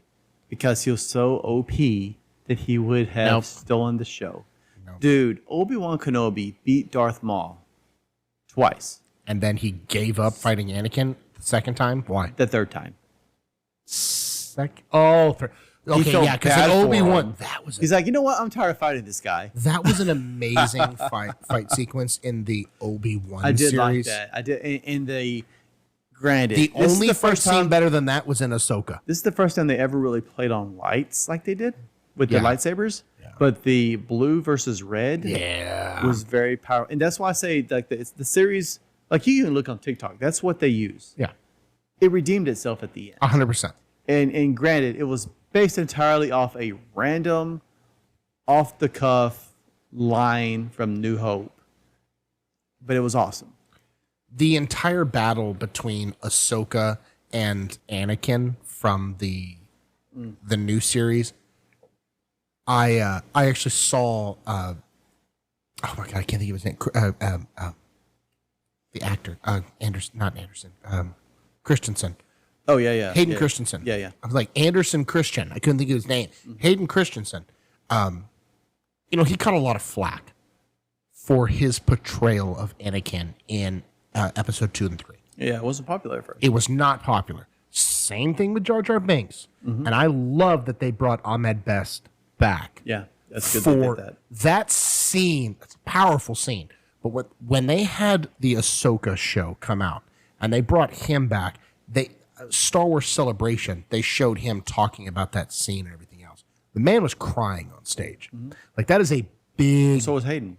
That's what I mean. That's what I mean. Hayden Christensen was crying on stage because the fans went nuts. Because I think I get it though, because like, okay, I grew up with Darth Vader, Han Solo, Luke Skywalker, Princess Leia, Chewbacca. Those were like the main characters. And then as we progressed, they added into the story. But those people will always be extras. To me, they weren't the originals.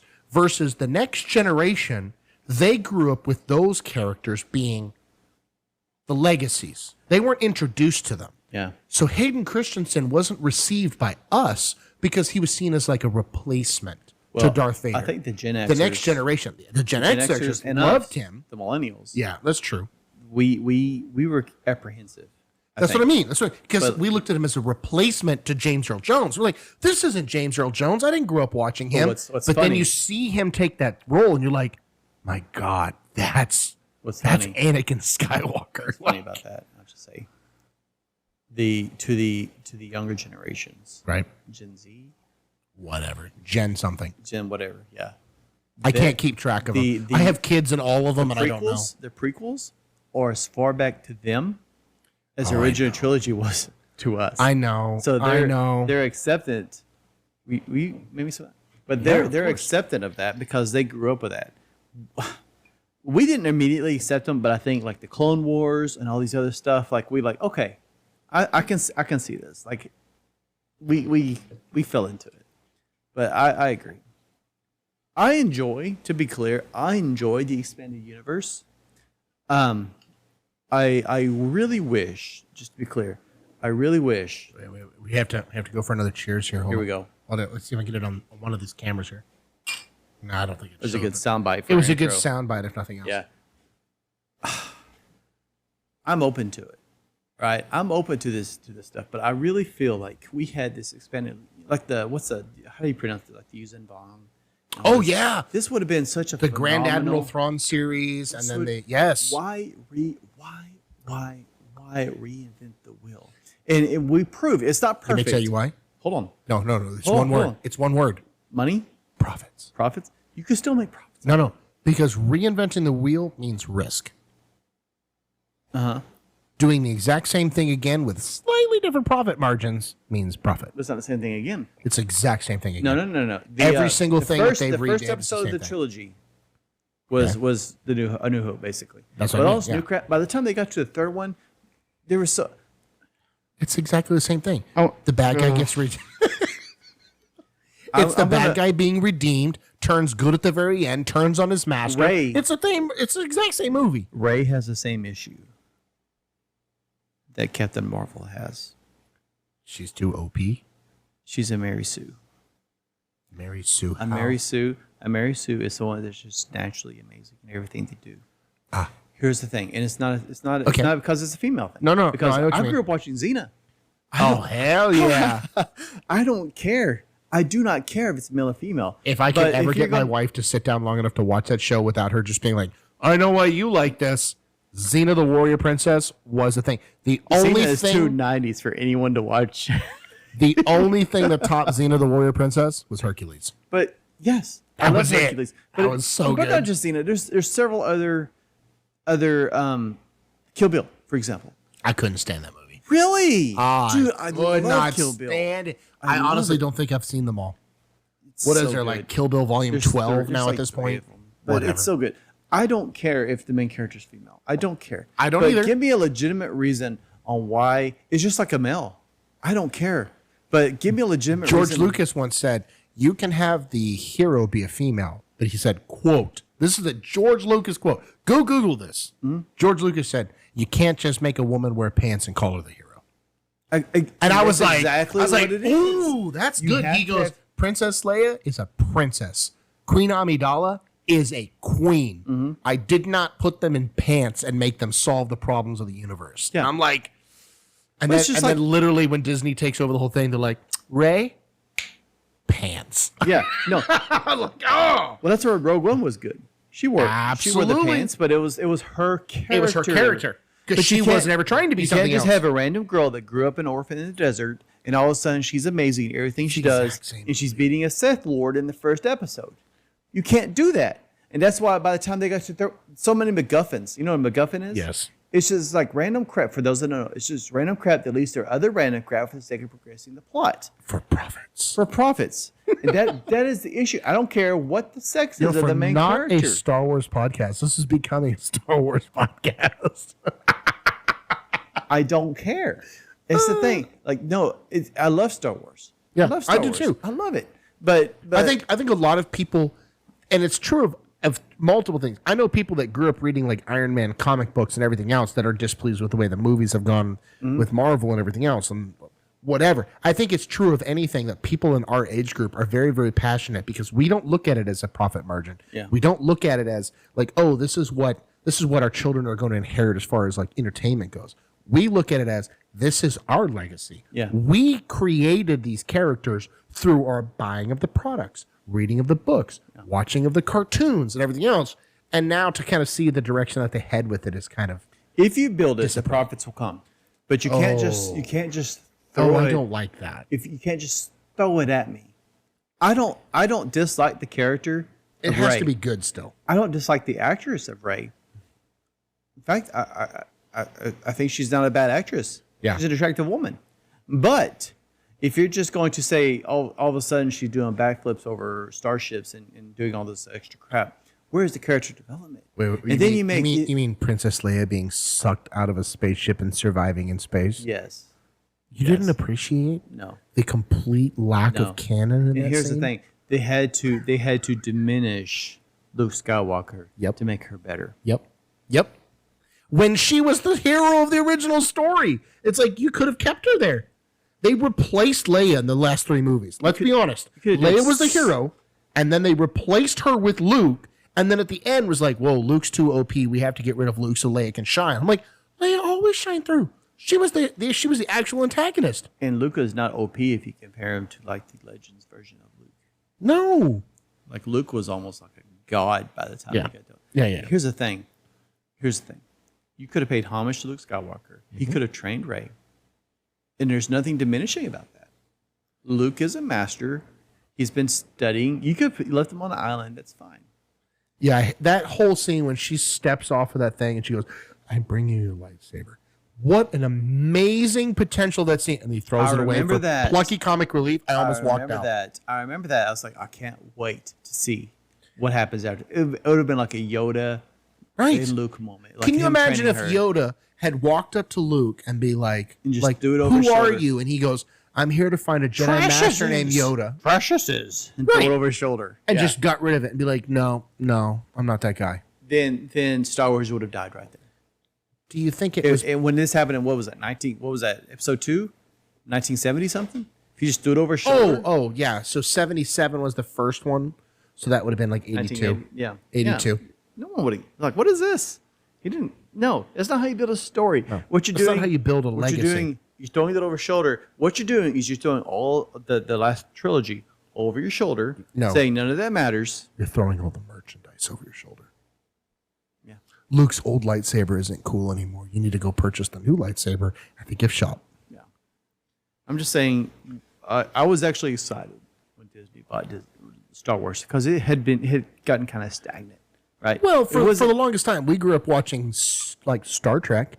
How many generations of TV shows and spin-off shows and everything, right? And we're like, oh my God, all we got is 3 movies. Mm-hmm. And then like in the 90s, we get 3 more. I'm like, my God, I had to wait half a lifetime. Nowadays, kids are spoiled. It's like there's TV shows, there's movies, there's all this kind of stuff. None of it's not bad. I just haven't watched it. Like a new batch, Bad Batch, whatever it is. I cannot watch animated. I've tried so hard. That's kind of where I'm at. Like Clone Wars, I know it's good. I just can't. I can't watch cartoons anymore. Here's my thing. I can't watch South Park anymore, and I love South Park. Dude, I don't mind animated stuff, but can't do it. Cut out the filler. That's my thing. Yeah. Cut out the filler. It's a 30-minute episode that could be like 6 minutes long. Yeah. Yeah, I'm with you on that. And I don't hate on people that can watch it because, like I said, like the Clone Wars is supposed to have a lot of good stuff in it. And I've seen clips of Clone Wars. And I'll tell you right now, the voice actor of Darth Maul in the Clone Wars, he's one of my favorite of all the Star Wars voice actors. I'm glad they took Darth Maul and really did something with him. Absolutely. But man, it's just like. Have you heard about the possibility of a live action of Kyle Kestis from the like Fallen Order, like Jedi Fallen Order, the video games? I haven't played them. So I played the first one all the way through. What is this? What game are you talking about? Jedi Fallen Order. Did you ever play the old Jedi Knight games? Yeah. Okay. Well, I played Jedi Knight 2 and 3. Okay, yeah. So like the Jedi Knight series. I played Dark Forces. I played Jedi Knight. I played all of them. Mm-hmm. I played all the Star Wars. I played Star Wars Force Commander. I was actually talking to a friend of mine about that today. Like that's the Command and Conquer version of Star Wars. Can I ask you a question? Anything. And I know the answer, but I played Jedi Knight 2 and 3. Yeah. The lightsaber fights were so amazing. Oh yeah. Why can't we make an actual game that fights like that? If you went to a stormtrooper and sliced him with a lightsaber, you had two pieces at that point. You need to play Fallen Order. Fallen Order. What's the last one that came out? That's Fallen Order. It's like you're hitting him. No, because it's like you're hitting him with like a baseball bat. No, that was the first one. That's Hold on. Because that was always a big thing, man. Like I know. I like want dismemberment. No, I want dismemberment. It's a lightsaber. It's a lightsaber. If you're gonna cut the dude's arm off in the very first Star Wars not movie, a light Nerf bat. Yeah, if you're gonna cut the guy's arm off in the very first Star Wars movie, in the cantina, what'd you add to this? Because it's really good. So that is it's Evan Williams, but what did you put in it? So as you know, I bartend. As my side hobby, but I don't want to have to come home and make drinks. So I cheat. I go to HEB and I buy this pre-made. It's shake and share old fashioned drink mix. Let's see. All you have to do but is it doesn't taste like an old fashioned. Well, I probably didn't mix it up right. Oh, it's 2 ounces of rye bourbon whiskey, 1 ounces of this, and an orange wedge slice. That's good though. I enjoy that. It's sweet. It has the bitters added to it and all of that. Hold on. What was I looking up here? The I have no idea. Jedi. I don't remember. Xbox games. All right. So the first one was called Jedi Fallen Order. Is that the one where he has the robot that's like? Yes. The first one was called. They made 2 of those. They made 2. Jedi Fallen Order. Good. Not great. Good. Then they made Jedi Survivor. Okay. Great. Great. Great. That. I have Is it that on PC? I have it on my. I'm sure.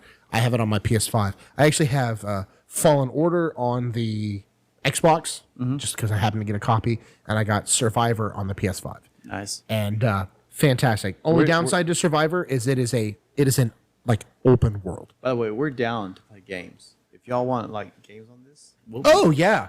We can do a whole playlist just playing games. Just So saying. I would love to start doing some stuff with some like nostalgic video games. Like what? Hear me out, okay? My favorite Star Wars video game I ever played was Star Wars Force Commander. Is that the flying one? No. Force Commander. Did you ever play Command and Conquer? Yeah.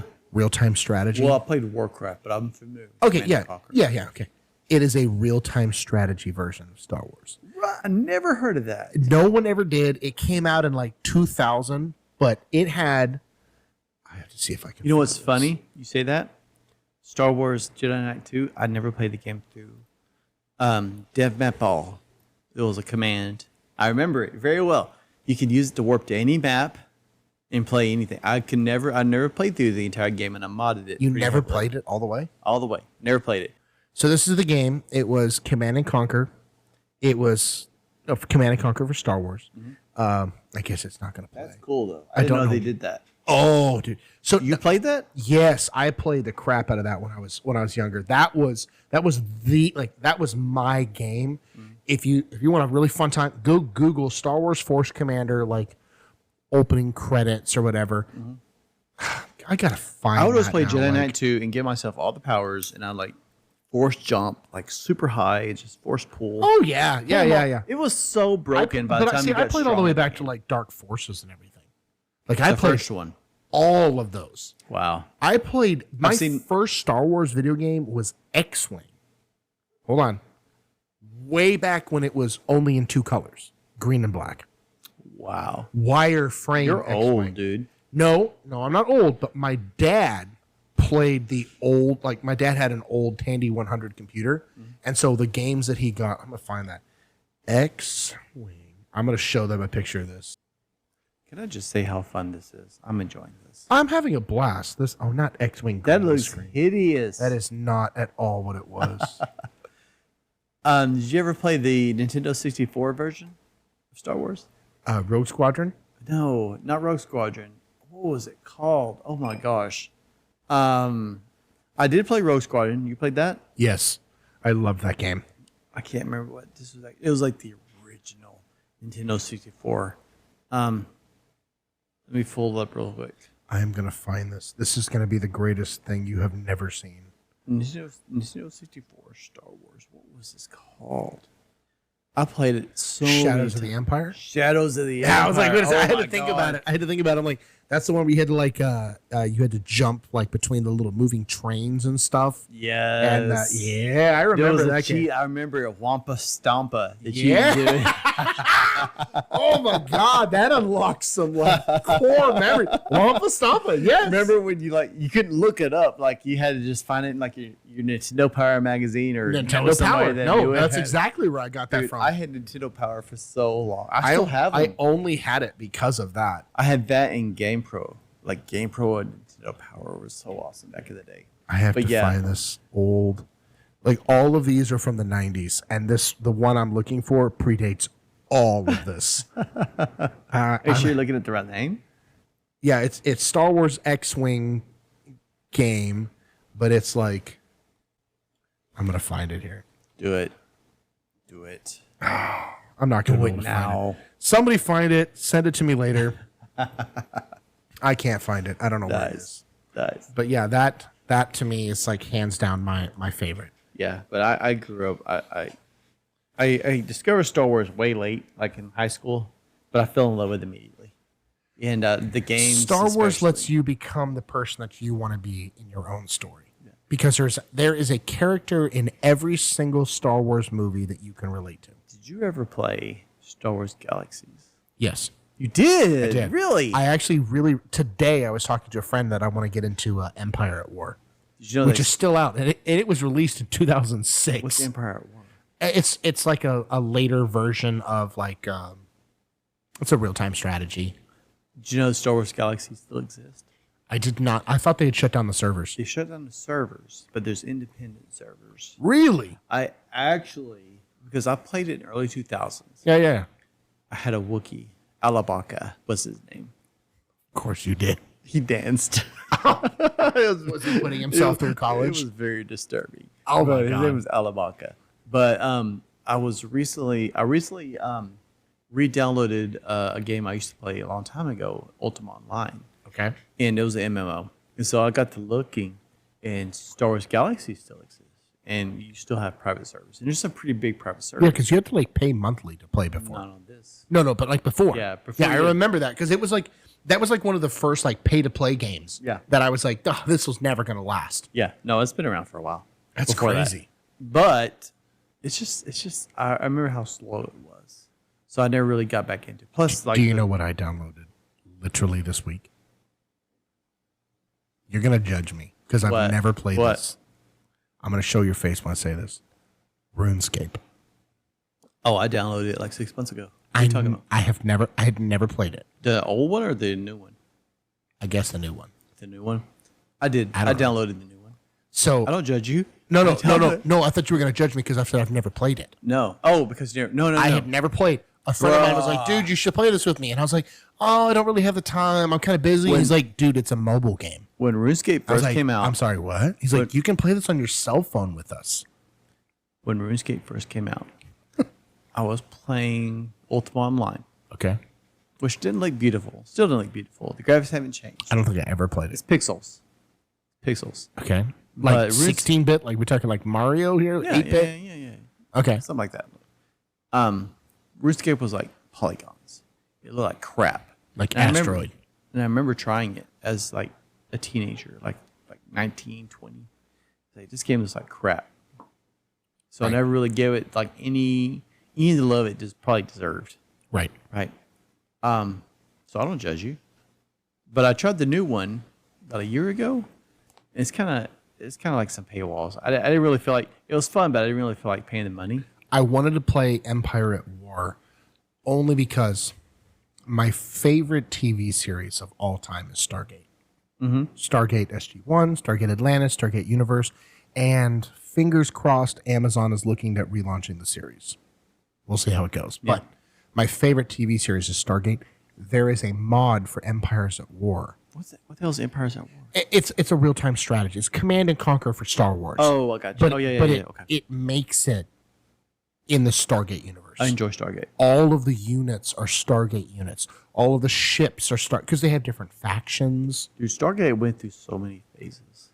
Like I remember, like early 2000s. Yeah. So Like that the was first when episode. So the very first episode. This is actually really funny because my wife, I was like, I want to show her Stargate, and so I put it on the very first episode, right?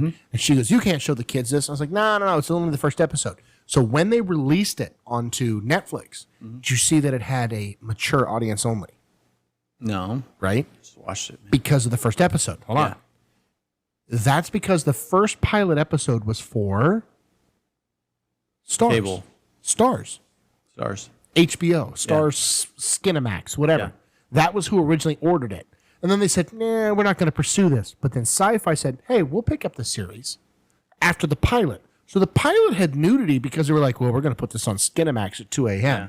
So we need to put nudity in this. That's where Jason Momoa got his big thing. Yes. Stargate Stargate Atlantis. Atlantis. That's where he got his start. I never watched them all, but I did. I watched so many Stargates because my buddy God. we I talked have about watched earlier, them so many that I times at this practically point. lived with in the military. Like Yeah. Stargate was on all the time. We watched it all the time. Oh, my God. And then Atlantis came out in 05.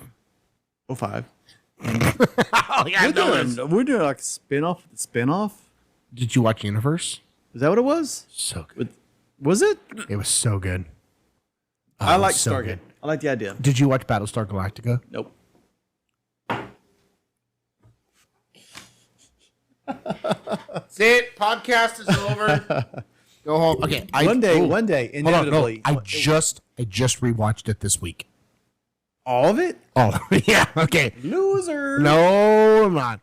I just watched not Stargate. Battlestar Galactica 04. Okay. That's what it's called. So if you go on Amazon, you look up Battlestar Galactica 04. It's from 2004. Yeah. This is the 20th anniversary. Really? Is it 2004? 20th Oh, anniversary. 04 since 2004? I know, it hurts. Wow. 2004. But you have to watch, there's a separate miniseries. So they did a 3-part miniseries on back when sci-fi was sci-fi before it was sci-fi. Don't get me started about the sci-fi thing. Like, it's sci-fi. I don't know what you're talking about. Oh, no. Sci-fi changed its name. Did it? The Sci-Fi Channel used to be Sci-Fi. Now it's sci-fi. It's the same sound, but they changed their logo. Siffy? Hold on. No, I don't think I need to know. You know what? I grew up in a wonderful time when sci-fi had sci-fi movies, sci-fi shows, and history and history documentaries. Look at this. That's the Sci-Fi logo. It's the same thing. No, it's not. Hold on. the same Hold thing. on. No, it's not. Hold on. Hold on. Before they changed the logo. Where is it? You know what? If you have a sci-fi channel and you don't want to have sci-fi stuff, change your title. Formerly SCI-SF. Yeah. They changed it from SCI-FF, Sci-Fi, FI, to SIFI, SYFY. Can't stand it. I grew up watching late night. I wish I could use profanity right now. Well, you could. We just have to hit the bleep button. No, it's fine. And that's way too much effort for me. Yeah. I actually have a lot of really cool sound effects. Did I ever show you all of those? No, but it's cool. Are you sure? You don't hear them? No, let's talk about sci-fi. Let's move. Oh, forward. no. But so the sci-fi can go into this because, wait, hold on. This is great because you can hit this little button. What does that do? It makes me sound like a robot. I think that's one of the coolest things, though. My little, I'll save my opinions for in person on that. your input on. But it's not just sci-fi. Like I commented earlier, like history Right. used to be history documentaries. Oh, historychannel.com? Yeah. Oh, and yeah. it probably didn't make a ton of money, but it was interesting and I enjoyed it. And Oh. then it became Pawn Stars and all this crap. Today on How It's Made. Like that was my life growing up with History Channel, was how it's made and History Unlocked and all of the great TV series. Now I can't even watch this channel. No, none of them. Can't stand it. None of them. Can't stand it. You ruined it. And that's why everybody's on Netflix and Hulu and all this other crap. Because you ruined it. Yep. You ruined it. I enjoy a documentary, but I don't give a crap about these true crime documentaries. Not to ruin everything. Honestly, I think like that, but I don't. I love it when I tell people about podcasting, and the first thing that comes out of the mind is, "Oh, my friend watches a true crime podcast," and I'm like, "I'm sorry." You need to pick better friends. I'm like, I get it. I understand why somebody wants to have a podcast about something that they're really interested in. Great, love it. Great, but that sounds boring as hell. That's so boring. I'm like, we were looking at one earlier, and it was like a true crime. It's like, I literally do not care about. No, here's my first question when I ask them: did they solve the crime? That's my favorite question. That's why it's so amazing. And they say, no, not yet. And I'm like, then I don't care. I'm like, what? Can you imagine watching a... I don't care either way. Can you imagine watching a murder mystery and at the very end and they go, and the murderer is... cut to commercial. And then it comes back and the credits are playing. And you're like, wait, what? And they're like, it's for each listener to decide for themselves. No, I don't want to decide for myself. What kind of crap is that? I grew up during the time of watching the football player just died. Totally did. You're looking at me? Did, but didn't kill his wife. O.J. Simpson? Thank you. I grew up watching that. Yeah. That's a true crime drama. Yeah. And you know what I have to say about that? You know how many Saturday morning cartoons I missed out on? Because that was always on TV. Mm-hmm. I grew up in Hillsboro, Texas. You know how close we are to Waco. Yeah. I want my 1994 back. We have a Buc-ee's now. We do have a Buc-ee's. Dude, I'm telling you, have you been? No. Every time I drive by, it's packed. I was like, I need to go by. No, it's always packed. What do you mean? Go by when it's slow. It's never slow. Probably always be packed. I guarantee. What time is it right now? It is 9:12 p.m. I guarantee you, if we went to Buc-ee's right now, it'd be packed. Let's go. Don't tempt me. Do not tempt me, son.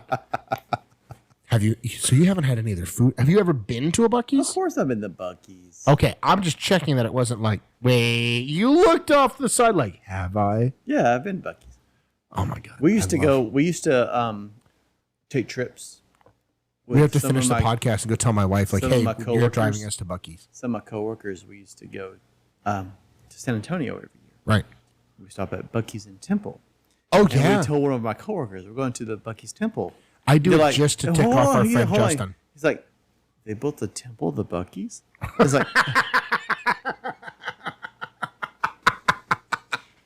They would, too. In Texas, they would. They would. We worship at the foot of the beaver. I love to go just to our particular Justin friend that we both know. I go just to tick him off. When we were driving to Waco for an event, I was like, dude, I have to stop. He's like, why? I'm like, my wife said the only reason that I could go tonight is if I promised to bring her back fudge. Which is not true at all. But he was like, oh, okay, fine. So we stopped and I go in and I get like a drink and I get fudge. You may tell you the best thing they have there? What's that? Do you like pecans? Yeah. What do they have? Son. Tell me. I'll get it for my wife. She'll be happy. Son, I'm about to change your religion. They have candied pecans that are so good. Really? Okay, so next week I live on vacation. Okay. Uh-huh. The joke is that between here and Galveston, where we're going on vacation, we stop at every Buc-ee's. And the joke is because it's not like because 2 Buc-ee's. No, there's 4. I know. I know where they are, but. The reason why I stopped... I just want to say, it's so funny. Like, people outside Texas are going to be like, what the hell are you even talking about? Y'all stop at a gas station? It's a pilgrimage. It is a pilgrimage. It is a temple of devotion where we must offer our sacrifices at the foot of the beaver. No, the reason why I go and why I love to go so much is it is perfectly spaced for bathroom breaks and or snacks.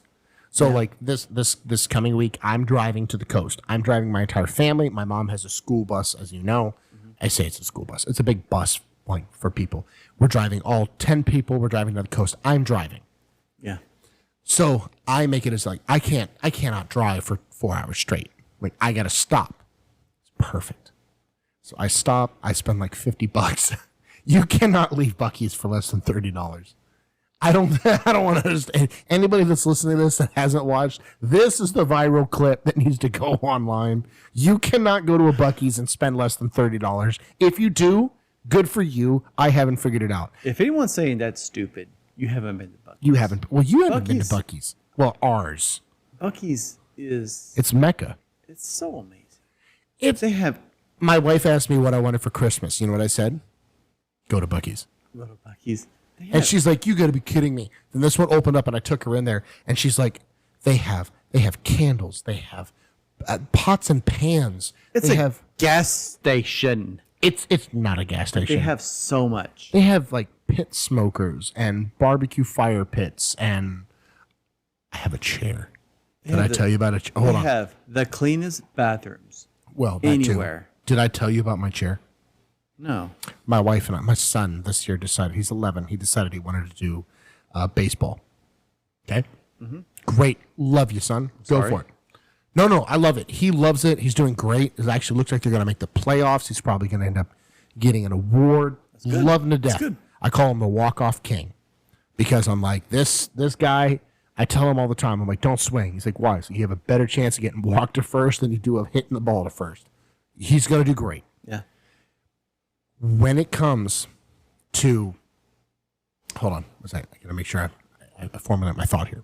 When it comes to him playing baseball, or when it comes to my my wife enjoying Buc-ee's, I'm like, we have to stay centered in how much money we spend there. Okay, but I went out there and I said, I need this chair. She goes, no, you don't. You know, like a regular folding chair. Yeah. One person, 2 couples. Like the camping chairs. Like, Yes. yeah. Okay. I have a love seat. From Buc-ee's. I have a Buc-ee's love seat. Wow. Now, here's why I bought it. My wife said, and I quote, "What do we need that for?" When you start asking those questions, And I said, "Honey, we're going to be playing soccer this year. It's going to get cold. When you get cold, I'll be warm, and you can just snuggle up with me." And she goes, "It's $80." I said, "Put a price on our love. Put a price on our love." well, one chair is like 40. Since I have bought it, she has not gone to a single baseball game, and I now have the most leg room I have ever had in my life. I can put like all of my extra stuff off to the side and everything else. I absolutely love it. That's awesome, dude. So if you're in Texas, you need to check your local Buc-ee's. If you're not in Texas, I'm sorry.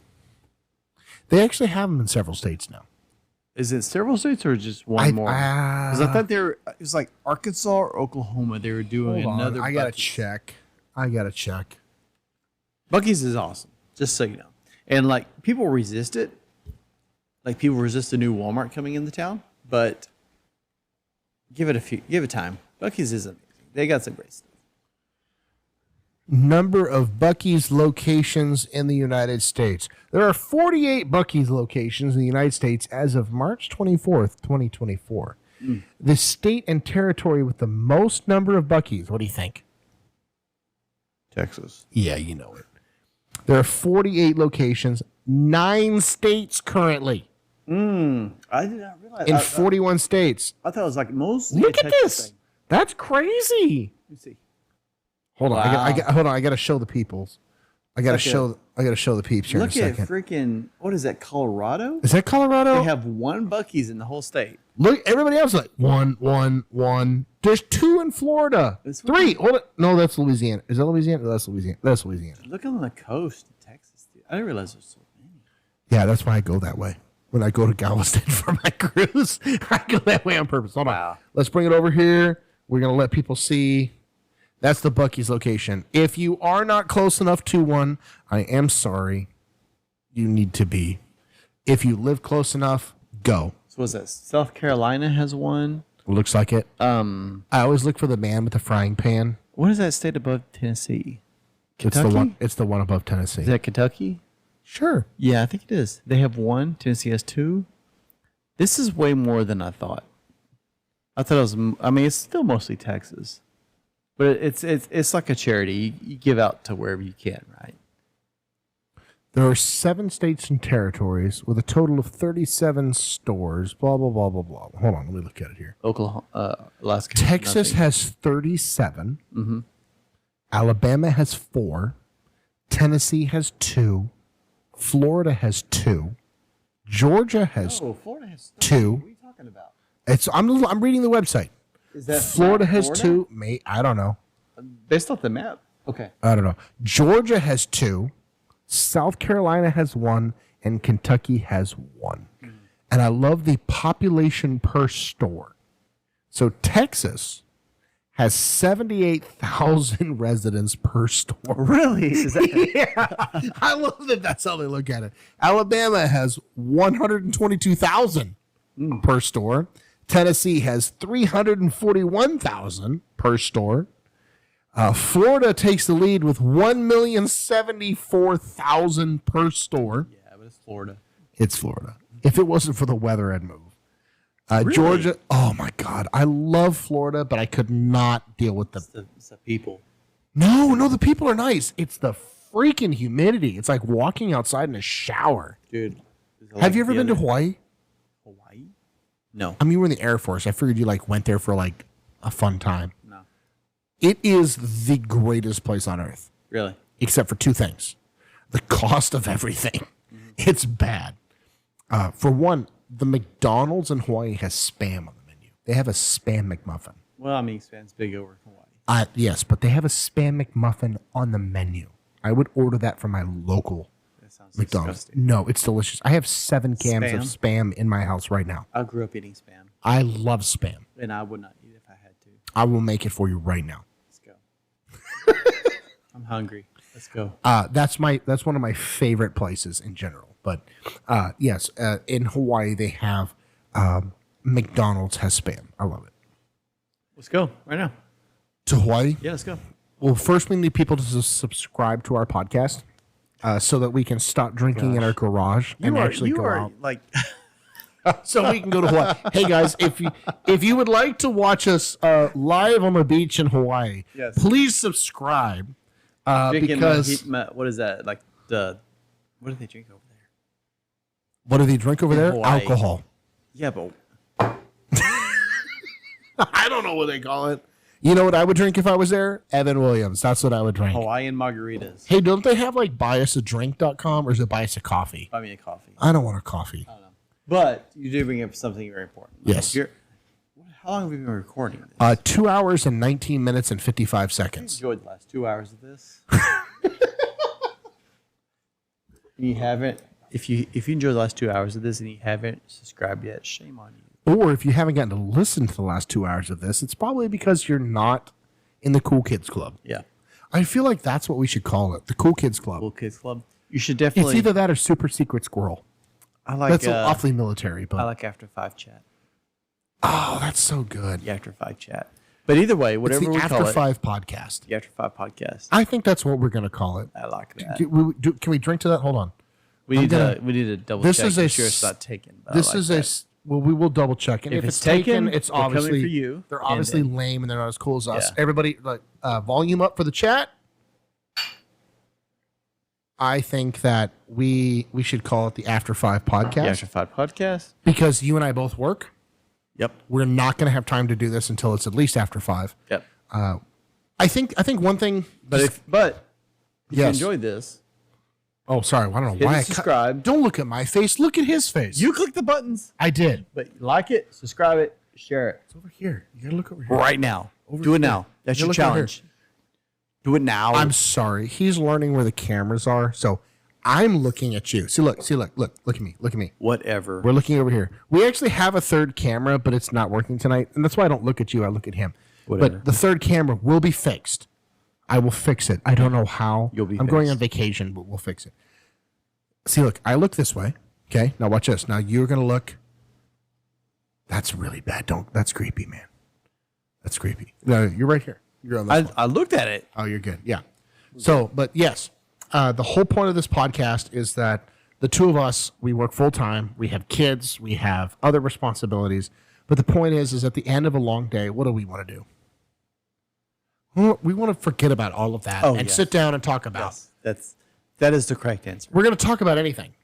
And so if you enjoy talking about anything or nothing, check us out. We're going to be on all of the social medias. We're going to be online. We're going to be available wherever podcasts are. Obviously, we're going to be on video if you want to check us out on a video podcast. If not, check us out on audio. I don't think anything we talked about tonight you couldn't either Google along with us or just enjoy. I mean, we kind of talked through some stuff. We'll put a spoilers tag, just so you know. We're not going to put a spoilers tag. If you don't know that Darth Vader is Luke Skywalker's father, you're on the wrong podcast to begin with. I'll put a spoilers tag. Don't worry. Did you have a fun time tonight? I thoroughly enjoyed this, and I look forward to making many, many more with you. I thoroughly enjoyed taking you to Buc-ee's in Hillsboro and allowing other people to kind of experience what we're trying to do. I mean, the whole point of this is, I think the other side of this is we also want people to know they should do this too.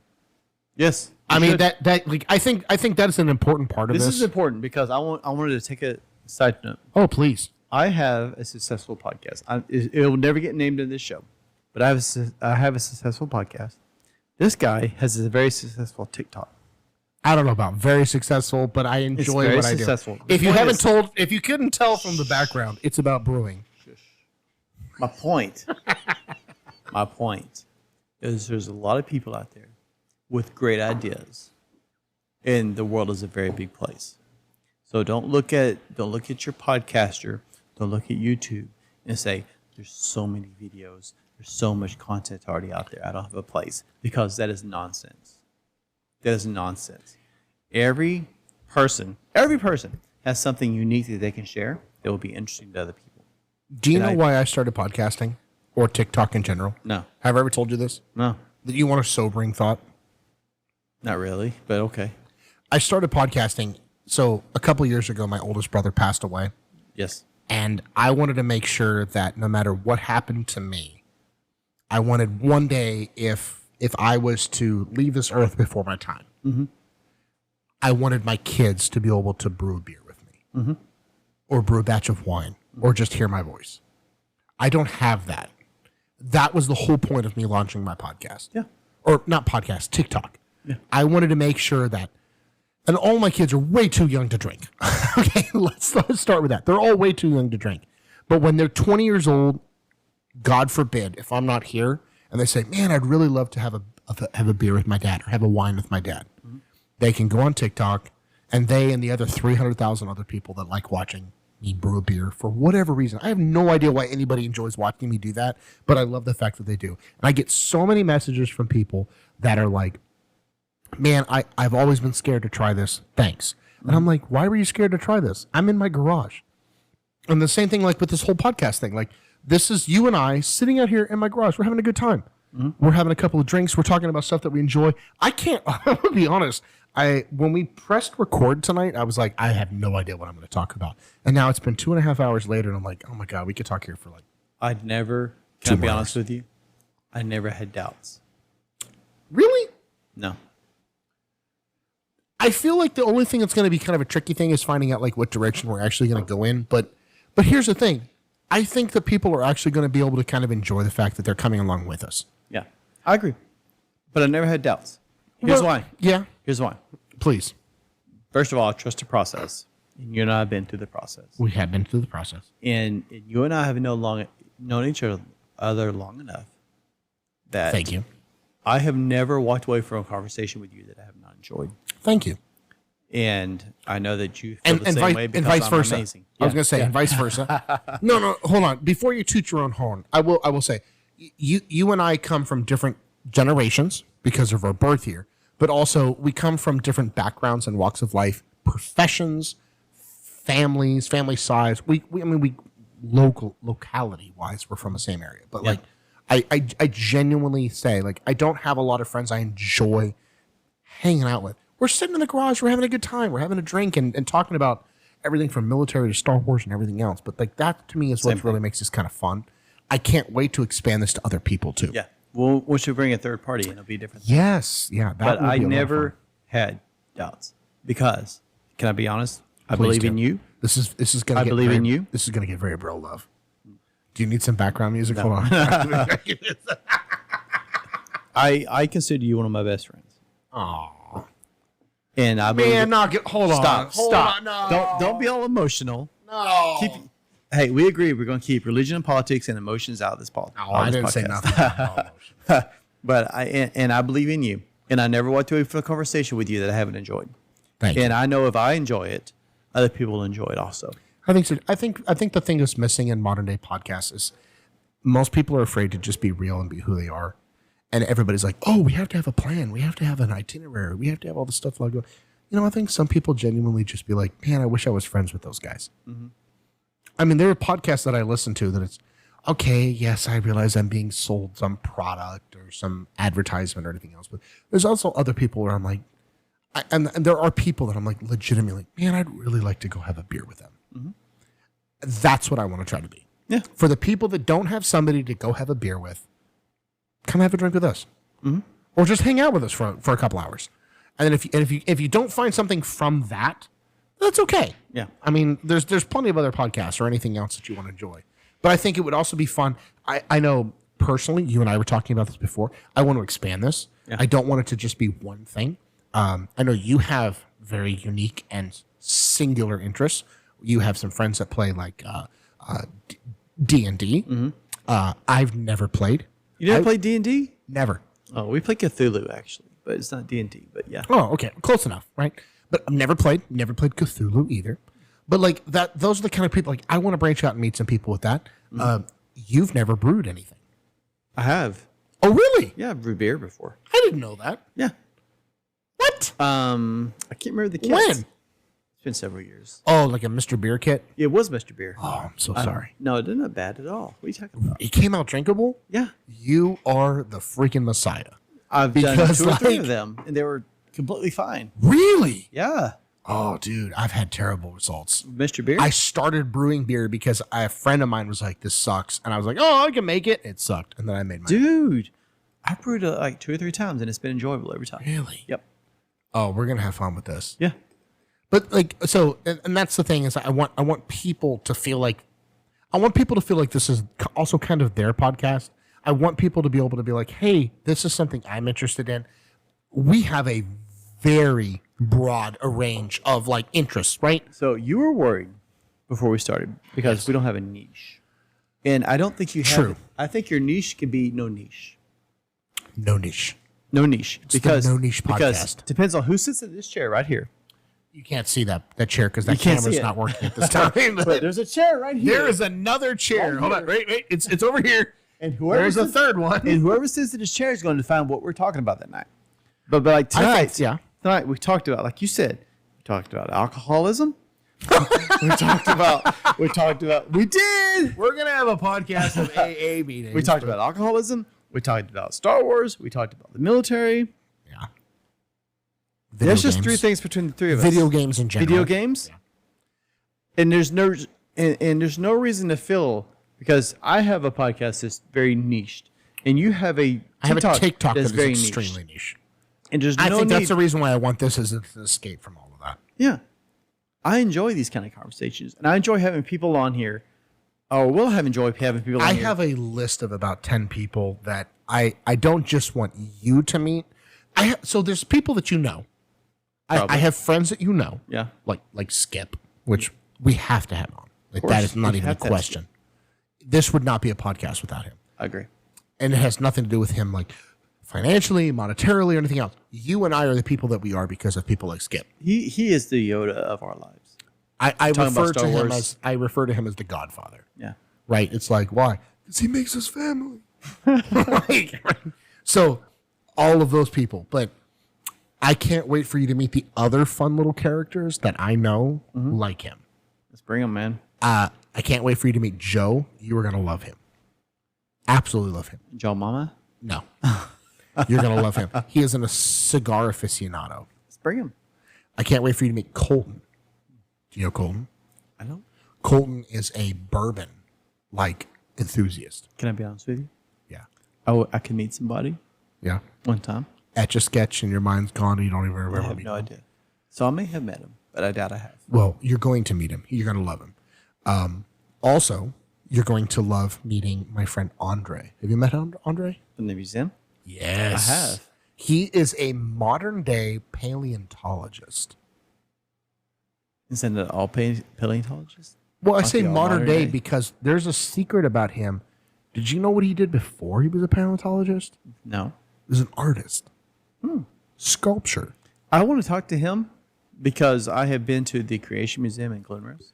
Oh, I have not been. And it would probably be worthwhile finding someone to bring on from there because Ooh, that'd be fun Spoiler. to have both of them together. they claim, I don't know, but they claim that they're, God dang, dude, this is like a whole other thing. But there's We're only at 2.5 hours, so what's there's the a movement problem? right now in paleontology. You're gonna have a lot of fun editing. where they're editing claiming this. to find actual Footprints? flesh in Oh, fossils. No. That's not. Hold on. That is not a claim. So it also you have to remember there's a difference between quote flesh and fossils. Did you know that the Tyrannosaurus Rex lived closer to our time than he did to the Stegosaurus or whatever? Triceratops. Yeah. Yeah, whatever it is. Like No, I know. so apparently there's like a secondhand market for mammoth feet. Did you know this? No, I knew it was like mammoth tusk was a big thing. Not mammoth tusk. Mm-hmm. There is a market for like mammoth feet with meat and fur Yeah, I can see that. because they find it in the permafrost. I'm like, so you're saying after all these years, I could have a freezer burnt mammoth steak? When the pyramids were being built, mammoths I've were heard still this. alive, I know. and it just It's just like mess with your warped reality. of time. however, but the people at Creation Museum in Glen Rose, they say that they're still finding. They didn't know the look previously, but they're finding fossils, quote unquote, whatever they want to call them, with actual tissue inside. And Have you heard the story about the iPad? the iPad. The iPad existed closer to Cleopatra than King Tutankhamun to Cleopatra. No, So one king of Egypt to a queen of Egypt was wasn't a she the longer last queen of Egypt? No. yes was a longer span of time than from her to the invention of I think the it's iPad. all very interesting, honestly. And I say absolutely. allegedly, but I think it's all very interesting. And that's a whole other episode because I have 100%. I have very unique views. But we're not going to go like flat Earth and tinfoil hats. No, maybe Hollow Earth, but not Maybe flat Earth. slightly Anunnaki from time to time. I don't know about slightly.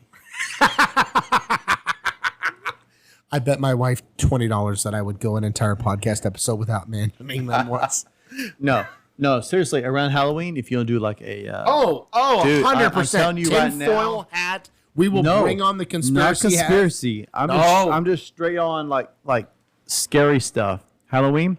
If you want to go conspiracy, we could go conspiracy one day. I'm It's just not saying. so much conspiracy. Let me tell you, if anything has taught me anything over the last couple of years, it's stop being surprised by anything happening at this point. Yeah, I agree. I would nothing. If aliens dropped out of the sky tomorrow, I want to genuinely ask this question to anybody listening. If aliens dropped out of the sky tomorrow, would you really be surprised? At this point, our generation, Our generation. no. And honestly, the younger generation, my kids would be like, yeah, Dad said that was going to happen. The millennials will be like, it's about time. We've been waiting on you for like 30 years. Seriously. And that's not me saying I think aliens are real or not real or anything. I'm just saying, like, let's legitimately have that conversation. You would not be It's a surprised. whole other conversation.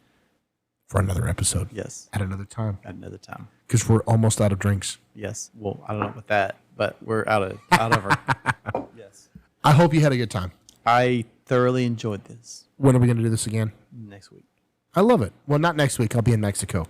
No. But next week. but I think Next week. Next week in Mexico. What day are you leaving? Let's go. The 7th. What day is? What day is the 7th? The ship is sold out. It's on a Thursday. Let's go. Let's go Wednesday. I'm going Friday to Friday. Wednesday. You wanna go Wednesday? Let's do it. I don't do anything on Wednesdays. Oh wait, I do record on my other podcast. Maybe Hey, Tuesday. you should probably not try to double book yourself. Tuesday. Tuesday. I'll see if I can work. If we can't make it work here, worst case scenario, we're just going to have to record remotely. Or do two the week after. Oh, I love that idea too. But I prefer to do something. I'm a weekly guy. Have we even come up with a name for this yet? 5 o'clock chat. 5 o'clock chat. I like 5 o'clock. I don't know about chat. 5 o'clock. Bitch chat. The 5 o'clock lounge. Wait, I gotta be like, hold on, where is it? Where is it? Let me see. It's too late to worry about it. Oh, I can't even think about it. I can't even get it. The 5 o'clock lounge. How about that? That's not bad. I like chat. I like anything with. Oh, so chat just sounds like some. How about the 5 o'clock podcast? I'm actually okay with that. We'll have to Google it a little bit. Make sure there's not something else that's out there. Like I hate chat because chat just makes me think of anything that has to do with Fortnite. That's all I can picture. Every time somebody says chat. You play Fortnite? No, I don't. Too easy. I do not play it. I tried it twice, and after my second round, and I was like number 1 in the whole round. Oh wow! I was like, these kids suck, and I was done. Stacking bodies. I was like, I grew up playing GoldenEye. These kids don't know what the heck they're doing. God, I miss it. You know what's so funny is everybody thinks they have to come out with another $70 video game. That's all they have to come out with.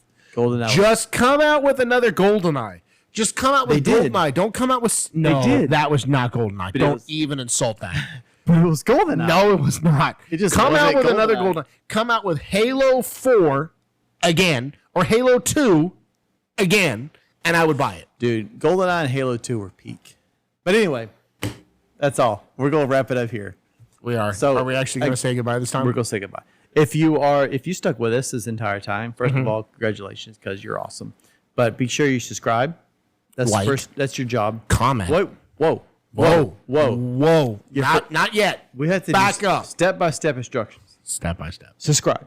That's your Subscribe. first job. You have to click the little bell thingy. Click the bell. Click the bell. Click the bell. Like us Only if you're on YouTube, you have to click the bell. and share. If this is on Spotify, Oh, yeah. just share. Just share, man. It's not that hard. I didn't know you shared on Spotify. Why not? I don't know. Is that a thing? Well, why not? I have to ask my kids if that's a thing. I don't know if that's a thing. If you're driving and you're listening to Spotify, is this like Riz? Is this It's not a dripping thing. Riz? this is On cap? Skibbity Ohio Riz.